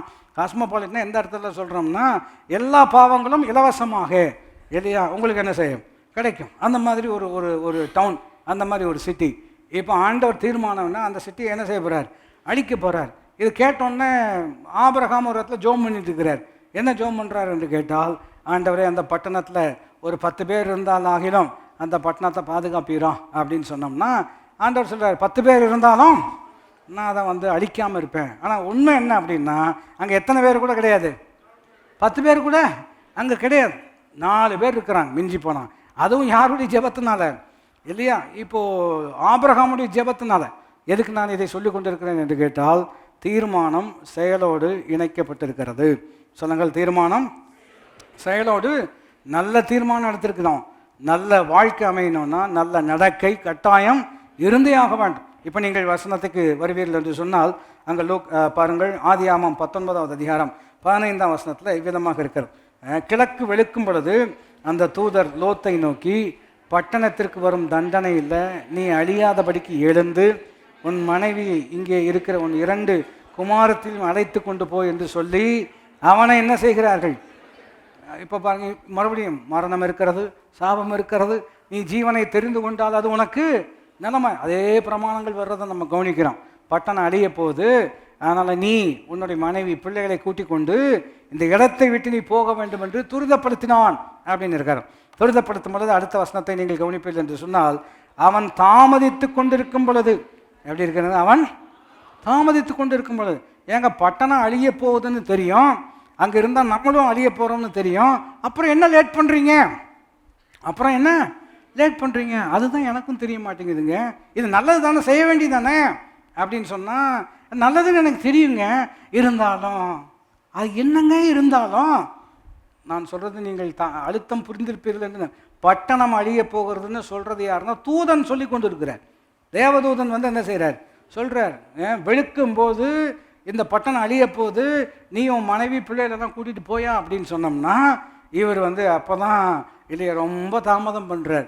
ஏன் தாமதம் பண்ணுறாருன்னா இன்னொரு காரணம் நீங்கள் பின்னணி கவனித்து பார்ப்பீர்கள் என்று சொன்னால், இந்த பிள்ளைங்களுக்கெல்லாம் ஏற்கனவே என்கேஜ்மெண்ட் பண்ணியிருக்கிறார். ஏற்கனவே என்ன பண்ணியிருக்கிறாருங்க? என்கேஜ்மெண்ட் பண்ணியிருக்கிறார். அப்போது என்கேஜ்மெண்ட் பண்ணிட்டு அப்புறம் இப்படி பிரேக் பண்ணி கொண்டு போனால் அது நிறைய எல்லாம் மனுஷிகமான எண்ணங்கள் இருக்க தானே செய்யும். ஆகினாலும் இவர் போய் அவங்கள கேட்குறார், மருமகனே நீங்களும் எங்கள் கூட வரலாமல்ல அப்படின்னு சொன்னால், அவங்க எந்த மாதிரி ஃபேமிலி அப்படின்னு சொன்னோம்னா, அந்த நரேஷன்லாம் வாசிச்சிங்கன்னா ரொம்ப பிழைக்க வந்தவன் எங்களுக்கு ஆலோசனை சொல்லுகிறாயா அப்படின்னு கேட்குறாங்க. பிழைக்க வந்தவன் எங்களுக்கு ஆலோசனை சொல்கிறியா அப்படின்னு அந்த பேச்செல்லாம் கேட்க வேண்டியதாக இருக்கிறோம். இதெல்லாம் கேட்டு தாமதம் பண்ணும் பொழுது இங்கே நீங்கள் சிந்திக்கும்படியாக உங்களை உற்சாகப்படுத்துகிறேன். தூதன் இப்படி சொல்கிறாருன்னு வச்சுக்கோங்களேன், வந்தோம், அவங்க சொல்ல வேண்டியது சொல்லியிருக்கிறோம், இதுக்கு மேலே உங்கள் பிரச்சனை, இதுக்கு மேலே உங்கள் பிரச்சனை. நீங்கள் லேட் பண்ண எனக்கா நஷ்டம், உங்களுக்கு தானே நஷ்டம், நீங்கள் அனுபவிச்சுட்டு போங்க. சில நேரத்தில் பேரண்ட்ஸ் பெற்றோர் கூட வருத்தத்தில் இந்த வார்த்தைலாம் சொல்லிடுவாங்க, நீ நல்லா படித்தா உனக்கு தானே நல்லது, நீ சம்பாரிச்ச ஒன்றும் எங்களுக்கு என்ன செய்ய வேண்டாம், நீ எப்படியோ நல்லா இருந்தாயின்னா அந்த ஒரு நிலை இருக்கிறது. தூதன் அப்படி சொல்லலை. அதுக்கு தான் இங்கே ரொம்ப முக்கியமான ஒரு விஷயமாக நான் சொல்கிறேன். தூதன் வந்து என்ன பண்ணுகிறார் என்று நீங்கள் கவனிப்பீர்கள் என்று சொன்னால், ரொம்ப அற்புதமான ஒரு வார்த்தையை நாம் அங்கு கவனிக்கும்படியாக இருக்கிறோம். அவன் தாமதித்து கொண்டிருக்கும் பொழுது கர்த்தர் அவன் மேல் வைத்த இரக்கம். எத்தனை பேர் அதுக்காக சந்தோஷப்படுறீங்க? கர்த்தர் அவன் மேல் வைத்த, இன்றைக்கு நம்ம மேலே கர்த்தர் இரக்கம் வச்சிருக்கிறார். இந்த இரக்கத்தின் விளைவு என்ன நடக்கிறது என்று நீங்கள் கவனிப்பீர்கள் என்று சொன்னால், கர்த்தர் அவன் மேல் வைத்த இரக்கத்தின் விளைவு என்ன பண்ணுகிறார் என்று நீங்கள் கவனிப்பீர்கள் என்று சொன்னால், அந்த புருஷன் அவன் கையையும் அவன் மனைவியின் கையையும் அவன் 2 குமாரத்தின் கையையும் பிடித்து அவனை பட்டணத்திற்கு வெளியே கொண்டு போய் விட்டார்கள். இப்போ இங்கே தான் மேர்சி இருக்கிறோம். அதாவது எப்படி சொல்ல வேண்டும் என்று சொன்னால், பாருங்கள், இப்போ ஜஸ்டிஸ்ன்னு சொல்லுவாங்க. இதெல்லாமே ரொம்ப அற்புதம், அடிப்படையான பிரமாணம். இப்போது ஜஸ்டிஸ்ன்னு சொன்னோம்னா you you you get what you டிசர்வ்னு அர்த்தம். உங்களுக்கு என்ன தகுதியோ அது உங்களுக்கு கட்டாயம் கொடுக்கப்படும். அதுதான் ஜஸ்டிஸ் இல்லையா? ஹி வாஸ் சர்வ் ஜஸ்டிஸ்ன்னு பேப்பர்லாம் நீங்கள் வாசிக்க முடியும். அவங்க தப்பு செஞ்சுருக்காங்க, தப்பு கேட்ட தண்டனை கொடுப்பது நியாயம் இல்லையா? இப்போ அடுத்தது வந்து இரக்கம்னு ஒன்று இருக்கிறது. இரக்கம் எப்படிப்பட்டது என்று கேட்போம் என்று சொன்னால், அவனுக்கு தண்டனை தான் கொடுத்துருக்கான். அதாவது கொடுக்க வேண்டியதை கொடுக்காமல் இருப்பது. சொல்லுங்கள், கொடுக்க வேண்டியதை கொடுக்காமல். எந்த அர்த்தத்தில்? இவங்களுக்கு இரக்கம் சொல்லும் பொழுது இவங்க தாமதம் பண்ணியிருந்ததுனால இவங்களை என்ன பண்ணியிருக்கலாம்? நீதி பிரகாரமாக யோசிச்சிங்கன்னா என்னமோ பண்ணிக்கோன்னு விட்டுருக்கலாம். ஆனால் நீதி பிரகாரம் யோசிக்காமல், அப்போ நீதி தவறிட்டாங்களாம் அப்படின்னு சொன்னீங்கன்னா, நீதி தவறத இரக்கம் ஜெயித்திருக்கிறது. நம்முடைய வாழ்க்கையில் இரக்கம் ஜெயித்திருக்கிறது.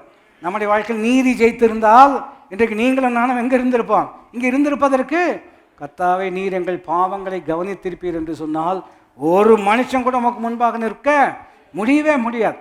இரக்கம், இரக்கம் எப்படிப்பட்ட இரக்கம் என்று கேட்டால், இவங்களெல்லாம் அங்கேயே விட்டுட்டு வந்திருக்கணும்.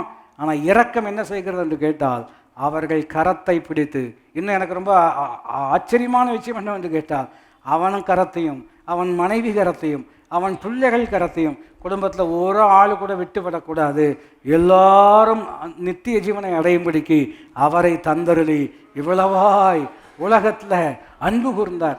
அப்போ கவனித்து பார்த்தீங்கன்னா அவங்க கரத்தை பிடிச்சி அந்த இரக்கத்தின் விளைவு அவர்களை என்ன செய்கிறார், வெளியில் கொண்டு வருகிறார். நம்முடைய வாழ்க்கையை நாம் யோசித்து பார்ப்போம் என்று சொன்னால் நிறைய நேரங்களில் நமக்கு எது சரி என்று நன்றாக தெரிந்திருக்கிறோம். ஆனால் செய்ய நாம் தவறி இருக்கிறோம், செய்ய தாமதம் பண்ணியிருக்கிறோம்.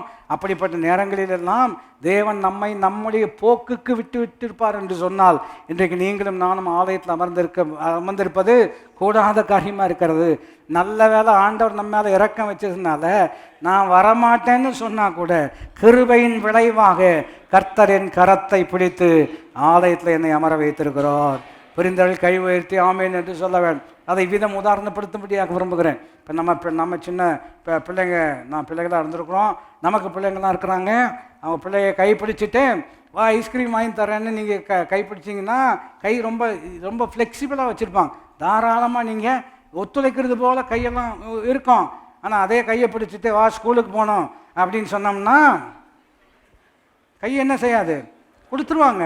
ஆனால் ஒரு அண்டர் கரண்ட் இருக்கும், அப்படியே என்ன செய்வாங்க, இழுப்பாங்க.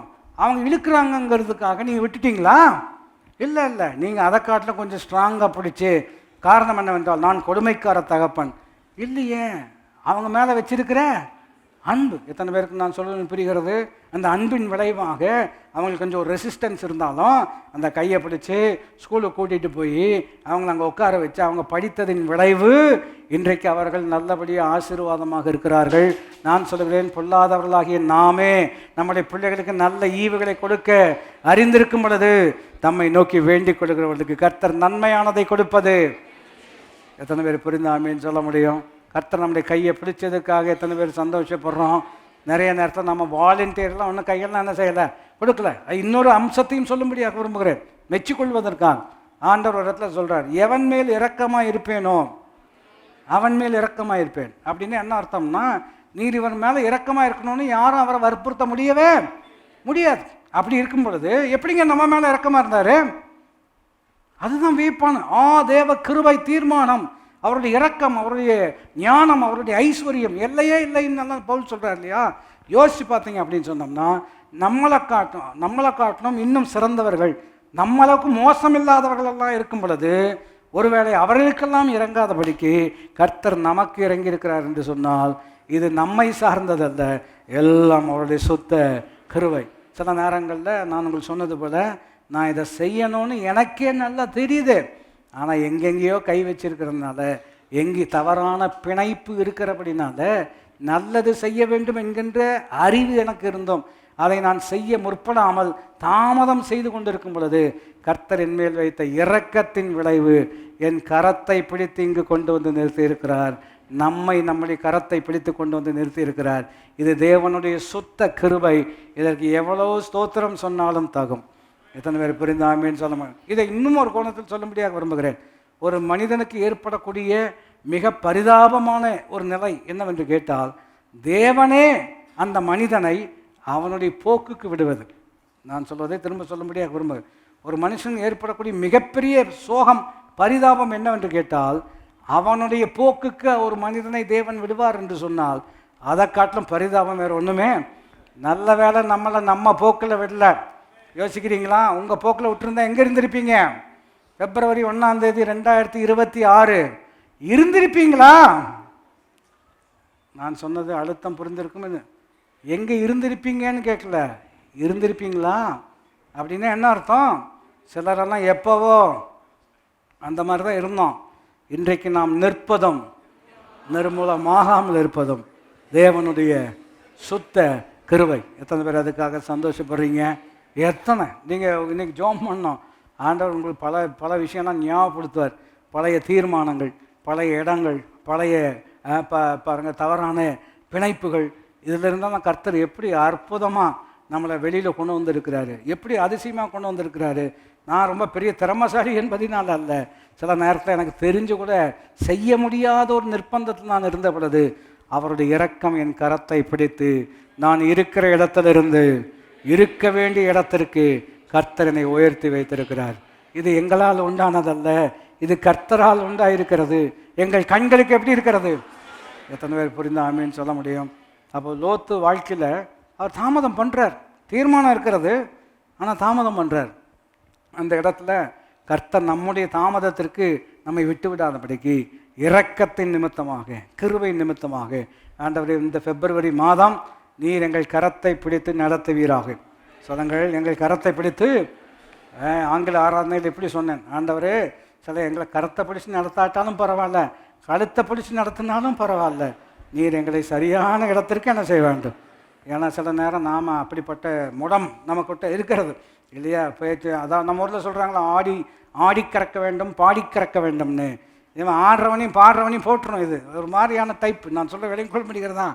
அதனால தான் சொன்னேன், ஆண்டவரே கை பிடிச்சி நடத்தாட்டாலும் பரவாயில்ல, எப்படியோ அன்பாக எங்களை என்ன செய்யணும், கொண்டு வந்துடணும். ஏனென்றால் இந்த வருஷம் கிறிஸ்துவுக்குள் எங்களை வெற்றி சிறக்க பண்ணுகிறேன் இல்லையா. எல்லா இடங்களிலேயும் நீங்கள் எந்த இடத்துல குடியிருக்கிறீங்களோ அந்த இடத்துல உங்கள் மூலமாக அவரை அறிகிற அறிவின் வாசனையை வெளிப்படுத்துகிற தேவனுக்கு ஸ்தோத்திரம் உண்டாவதாக. ஆனால் இன்றைக்கு நான் உங்களை உற்சாகப்படுத்தக்கூடிய வார்த்தை, நல்ல தீர்மானம், நல்ல மாற்றம் வர வேண்டும் என்று சொன்னால் கட்டாயம் நல்ல நடக்கை வேணும். அதை நடப்பதற்கு அவரே நமக்கு பலன் கொடுக்கக்கூடியவராக இருக்கிறார். ஒரு உதாரணத்தை சொல்லி நான் முடிக்கும்படியாக விரும்புகிறேன், வாசிக்கும்படியாக இருக்கிறோம். லூக்கா சுவிசேஷம் 10வது அதிகாரம். லூக்கா சுவிசேஷம் 10வது அதிகாரம் ரொம்ப அற்புதமான ஒரு ஒரு ஒரு சத்தியம். நாம் இதை விளங்கி கொண்டவர்களாக வாழ ஆண்டவர் நமக்கு உதவி செய்வாராக. வாசிக்கும்படியாக இருக்கிறோம். லூக்கா சுவிசேஷம் 10வது அதிகாரம் 42வது வசனத்தை கவனிப்போம் என்று சொன்னால், பாருங்கள், ஒரு அம்மா இருக்கிறாங்க. பின்னணி உங்களுக்கு தெரியும், இருந்தாலும் நினைப்பூட்டுகிறேன். பல காரியங்களை குறித்து கலங்குகிறாய், பல காரியங்களை குறித்து கவலைப்பட்டு கலங்குகிறாய். அதுதான் அந்த அம்மா பேர் மார்த்தாள் இல்லையா. மரியாள் குறித்து சொல்லும் பொழுது 42ஆம் வசனம், தேவையானது ஒன்றே, மரியாள் தன்னை விட்டு இடப்படாத நல்ல பங்கை தெரிந்து கொண்டாள் இல்லையா. நல்ல பங்கை தெரிந்து கொண்டாள்னா, மறுபடியும் முன்ன சொன்னதை நினைப்பூட்டும்படியாக விரும்புகிறேன். நீங்கள் ஜீவனை தெரிந்து கொண்டீர்கள் என்பதற்கு என்ன ஆதாரம் இருக்கிறது? அவரை அன்பு கூர்ந்து அவருக்கு செவி சாய்த்து அவரையே இப்படி செய்யும் பொழுது தான் ஜீவனை தெரிந்து கொண்டிருக்கிறீர்கள் என்பதற்கு ஒரு ஆதாரம். இதை வச்சு, இந்த உதாரணத்தை வச்சிங்கன்னா ரொம்ப இன்னும் சிறப்பாக விளங்கிக் கொள்ளலாம். தன்னை விட்டு எடுபடாத நல்ல பங்கை தெரிந்து கொண்டால், நல்ல பங்கை தெரிந்து கொண்டிருக்கிறார் என்பதை எதை வைத்து சொல்ல முடியும்? நீங்கள் என்னோடு சிந்திக்கும்படியாக, 1 மணி ஆயிடுச்சு ஆனாலும் சிந்திக்கும்படியாக உங்களை விட்டு, இந்த அம்மா நல்ல பங்கை தெரிந்து கொண்டிருக்கிறாள் என்று எதை வைத்து சொல்கிறார்? She has made a very good choice. ஒரு அற்புதமான தீர்மானம் எடுத்திருக்கிறாங்க. இந்த தீர்மானம் சரியான தீர்மானம் என்று எதை வைத்து நிதானிக்கிறார்? எதை வைத்து நிதானிக்கிறார்? வெறும் தீர்மானம் மாத்திரமா? இல்லை, தீர்மானம் எப்போது செயலோடு என்ன செய்கிறது? இணைக்கப்பட்டிருக்கிறது. எப்படி சரியான தீர்மானம் எடுத்திருக்கிறாங்க அப்படின்னு சொன்னீங்கன்னா, 39ஆம் வசனத்தை வச்சு தான் 42 நம்ம நிதானிக்க வேண்டும். 39 இருக்கிறது, அவளுக்கு மரியாள் எனப்பட்ட ஒரு சகோதரி இருந்தாள். அவள் இயேசுவின் பாதத்தருகே உட்கார்ந்து அவருடைய வசனத்தை கேட்டுக்கொண்டிருந்தாள். தன்னை விட்டு எடுபடாத நல்ல பங்கை தெரிந்து கொண்டாள். மறுபடியும் சிந்திக்கும்படியாக உற்சாகப்படுத்தினேன். எப்படி தெரிந்து கொண்டால்? கிளிக் பண்ணுறதுனாலையா, டிக் பண்ணுறதுனாலையா? எப்படி தெரிந்து கொண்டாள்? அவள் இயேசுவின் பாதத்தருகே அமர்ந்து அவர் பேசுவதை கேட்டுக்கொண்டிருப்பதின் விளைவு, தன்னை விட்டு எடுபடாத நல்ல பங்கை அவள் தெரிந்து கொண்டாள். எப்படி தெரிந்து கொண்டால்? அவர் பாதம் அருகே அமர்ந்து அவர் சொல்லுவதை கேட்டுக்கொண்டிருக்கிறார். நீங்கள் நல்ல பங்கை தெரிந்திருக்கிறீர்கள். எப்படி சொல்ல முடியும்? நீங்கள் வந்து இயேசுவின் பாதத்தருகே அமர்ந்து எவ்வளோ கஷ்டத்தின் மத்தியிலேயும் எவ்வளோ பிரச்சனையின் மத்தியிலேயும், இல்லை இன்னைக்கு சர்ச்சுக்கு போய்தான் ஆகணும், சர்ச்சுக்கு நான் போகத்தான் போகிறேன், ஏன் அடுத்த வாரம் போகக்கூடாதா? அடுத்த வாரமும் போவேன், இந்த வாரமும் போவேன் அப்படின்னு அதையெல்லாம் ஜெயித்து நீங்கள் வந்து உட்காந்து கண்ணெல்லாம் திறந்து சொல்கிறதையெல்லாம் கேட்டுட்ருக்கீங்களவா? இந்த பங்கை ஒருவனும் பறித்து கொள்ள முடியாது. இந்த பங்குன்னா சொத்து. சொல்லுங்கள், அவள் நல்ல பங்கை தெரிந்து கொண்டாள். பங்குன்னு என்ன அர்த்தம்? சொத்து. இதுதான் மூலப்பத்திரம். சொல்லுங்கள், இது என்ன பத்திரங்க? இப்படியே சொல்லி அனுப்பிச்சிருங்க நம்மளை. நான் சொல்ல விளங்கி கொள்ள முடியாது தான். இது விளங்கி கொள்ளணும்னா புதன்கிழமை வரணும். அப்போ குறிப்பிடணும், இதுதான் பத்திரம் இல்லையா? இப்போ உதாரணத்துக்கு சொல்கிறேன், இது வந்து இந்த பத்திரம் இங்கே எழுதப்பட்டது மாத்திரமல்ல, இறுதியுமாகிய பலகையில் எழுதப்பட்டிருக்கிறது. சொல்லுங்கள், இறுதியுமாகிய பலகையில் எழுதப்பட்டிருக்கிறது. இறுதியுமாகிய பலகையில் எழுதப்பட்டதின் விளைவு, இருதயத்தின் நிறைவினால் மரணமும் ஜீவனும் நாவின் அதிகாரத்தில் இருக்கிறது.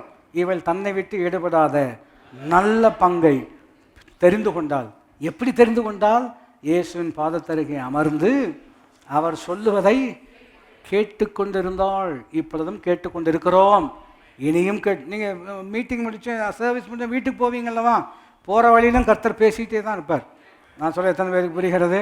நீங்கள் மதியானம் நல்லா சாப்பிட்டுட்டு தூங்குறதுக்கு முன்னாடி ஒரு 2-3 மினிட்ஸு கொஞ்சம் டைம் எடுத்து தேர்ட் சர்வீஸில் என்ன தான் சொன்னாங்க இல்லையா, என்ன சொல்லப்பட்டது, என்ன வார்த்தை சொல்லப்பட்டது என்று நீங்கள் கொஞ்சம் நேரம் எடுத்து அதை நீங்கள் கொஞ்சம் யோசிச்சிங்க அப்படின்னு சொன்னீங்கன்னா, இன்றைக்கி நான் சொன்னதை பார்க்கிறோம் தேவன் அதிகம் உங்களுக்கு சொல்லுவார். சிறப்பானதை உங்களுக்கு என்ன செய்வார்? சொல்லுவார். மறுபடியும் சொல்ல, நான் சொன்னதை பார்க்கிறோம் ஆண்டவர் உங்களுடைய சூழ்நிலைக்கு, உங்கள் குடும்பத்துக்கு, உங்களுடைய சந்தர்ப்பத்திற்கு ஏற்ற விசேஷித்த வார்த்தைகளை இன்னமும் வைத்திருக்கிறார். இந்த விசேஷம் யாரும் உங்களை விட்டு எடுத்துக்கொள்ள முடியவே முடியாது. தீர்மானம் செயலோடு இணைக்கப்படுகிறது. அவருடைய தீர்மானம், நம்முடைய செயல் தெய்வீகமான நன்மையை கொண்டு வரக்கூடியதாக இருக்கிறது. எளிமை நின்றவர்களாக நம்மை நாம் தாழ்த்தினவர்களாக தேவனை நோக்கி பார்க்கக்கூடிய அற்புதமான நேரம். ஆண்டவர் நமக்கு உதவி செய்ய அவர் வல்லமுள்ள தேவனாக இருக்கிறார். எல்லாரும் இருக்கிற இடங்களில் எளிமை நின்றவர்களாக தேவனுடைய பந்தியில் பங்கெடுக்கும்படியாக இருக்கிறோம். பிதாவே, கூடுமானால் இந்த பாத்திரம் என்னை விட்டு நீங்கட்டும், ஆகிலும் என் சித்தம் அல்ல உம்முடைய சித்தம் என்று ஜெபித்து முடித்த பின்பு அவர் எழுந்து எருசலேமுக்கு நேராக, சிலுவைக்கு நேராக போனதின் விளைவுதான் அந்த சித்தத்தினாலே இன்றைக்கு நீங்களும் நானும் பரிசுத்தமாக்கப்பட்டவர்களாக, பாவிகளாக இருந்த நாம் இன்றைக்கு பிள்ளைகளாக கர்த்தர் நம்மை ஆசீர்வதித்திருக்கிறார். பிள்ளைகளாக அவருடைய பந்தியில பங்காளிகளாக நாம் அமரும்படியாக, அவருடையதெல்லாம் நம்முடையதாக மாறத்தக்கதாக, நாம் நமக்குரியவர்கள் அல்ல, நாம் அவருக்குரியவர்களாக இருக்கிறோம். அவரே நம்முடைய ஜீவனம், நம்முடைய தீர்க்காயுசுமாக அவர் மாறியிருக்கிறார். அப்படிப்பட்ட தேவன் நம்முடைய தேவனாக இருக்கிறபடினால நம்முடைய கரங்களை பரத்துக்கு நேராக உயர்த்தினவர்களாக, ஆண்டவரே உம்முடைய கிருபை நீர் எங்களுக்கு தருவதற்காக ஆண்டவரே நாங்கள் உமக்கு நன்றி செலுத்துகிறோம். உம்முடைய சித்தத்தை மாத்திரம் நாங்கள் செய்ய நீர் எங்களுக்கு அனுக்கிரகத்தையும் ஆசீர்வாதத்தையும் நீர் அருளுவதற்காக நாங்கள் உமக்கு நன்றி செலுத்துகிறோம் என்று சொல்லி கரம் உயர்த்தி இணைந்து நாம் ஜெபம் செய்வோம். எங்கள் நல்ல பிதாவே, உம்முடைய பரிசுத்தமுள்ள நாமத்தை நாங்கள் ஸ்தோத்திரிக்கிறோம். ஆண்டவரே, நீர் எங்கள் கொடுத்த நல் வார்த்தைகளை நாங்கள் நினைத்துமை நாங்கள் மகிமைப்படுத்துகிறோம். ஜீவனை நாங்கள் தெரிந்து கொண்டிருக்கிறோம். உம்மில் அன்பு கூறவும், ஆண்டவரே உம்முடைய சத்தத்திற்கு செவி கொடுக்கவும், உம்மையே கடைசி மட்டும் பற்றி கொள்ளவும் நீர் எங்களுக்கு அனுக்கிரகம் செய்வதற்காக நன்றி. நீரே எங்கள் ஜீவனம், தீர்க்காயுசுமாக இருப்பதற்காக ஸ்தோத்திரம். உடைய மக்கள் எல்லாரும் மீதும் ஆசீர்வாதம் இருப்பதாக இயேசுவின் நாமத்தில் கேட்கிறோம் எங்களுடைய நல்ல பிதாவே. நம்முடைய கர்த்தராகிய இயேசு கிறிஸ்துவினுடைய கிருபையும், பிதாவாகிய தேவனுடைய அன்பும், பரிசுத்த ஆவியானவருடைய ஐக்கியம் நம் அனைவரோடு கூட என்றென்றைக்கும் இருப்பதாக. ஆமென். அல்லேலூயா. கர்த்தர் உங்களை ஆசீர்வதிப்பாராக. God bless you.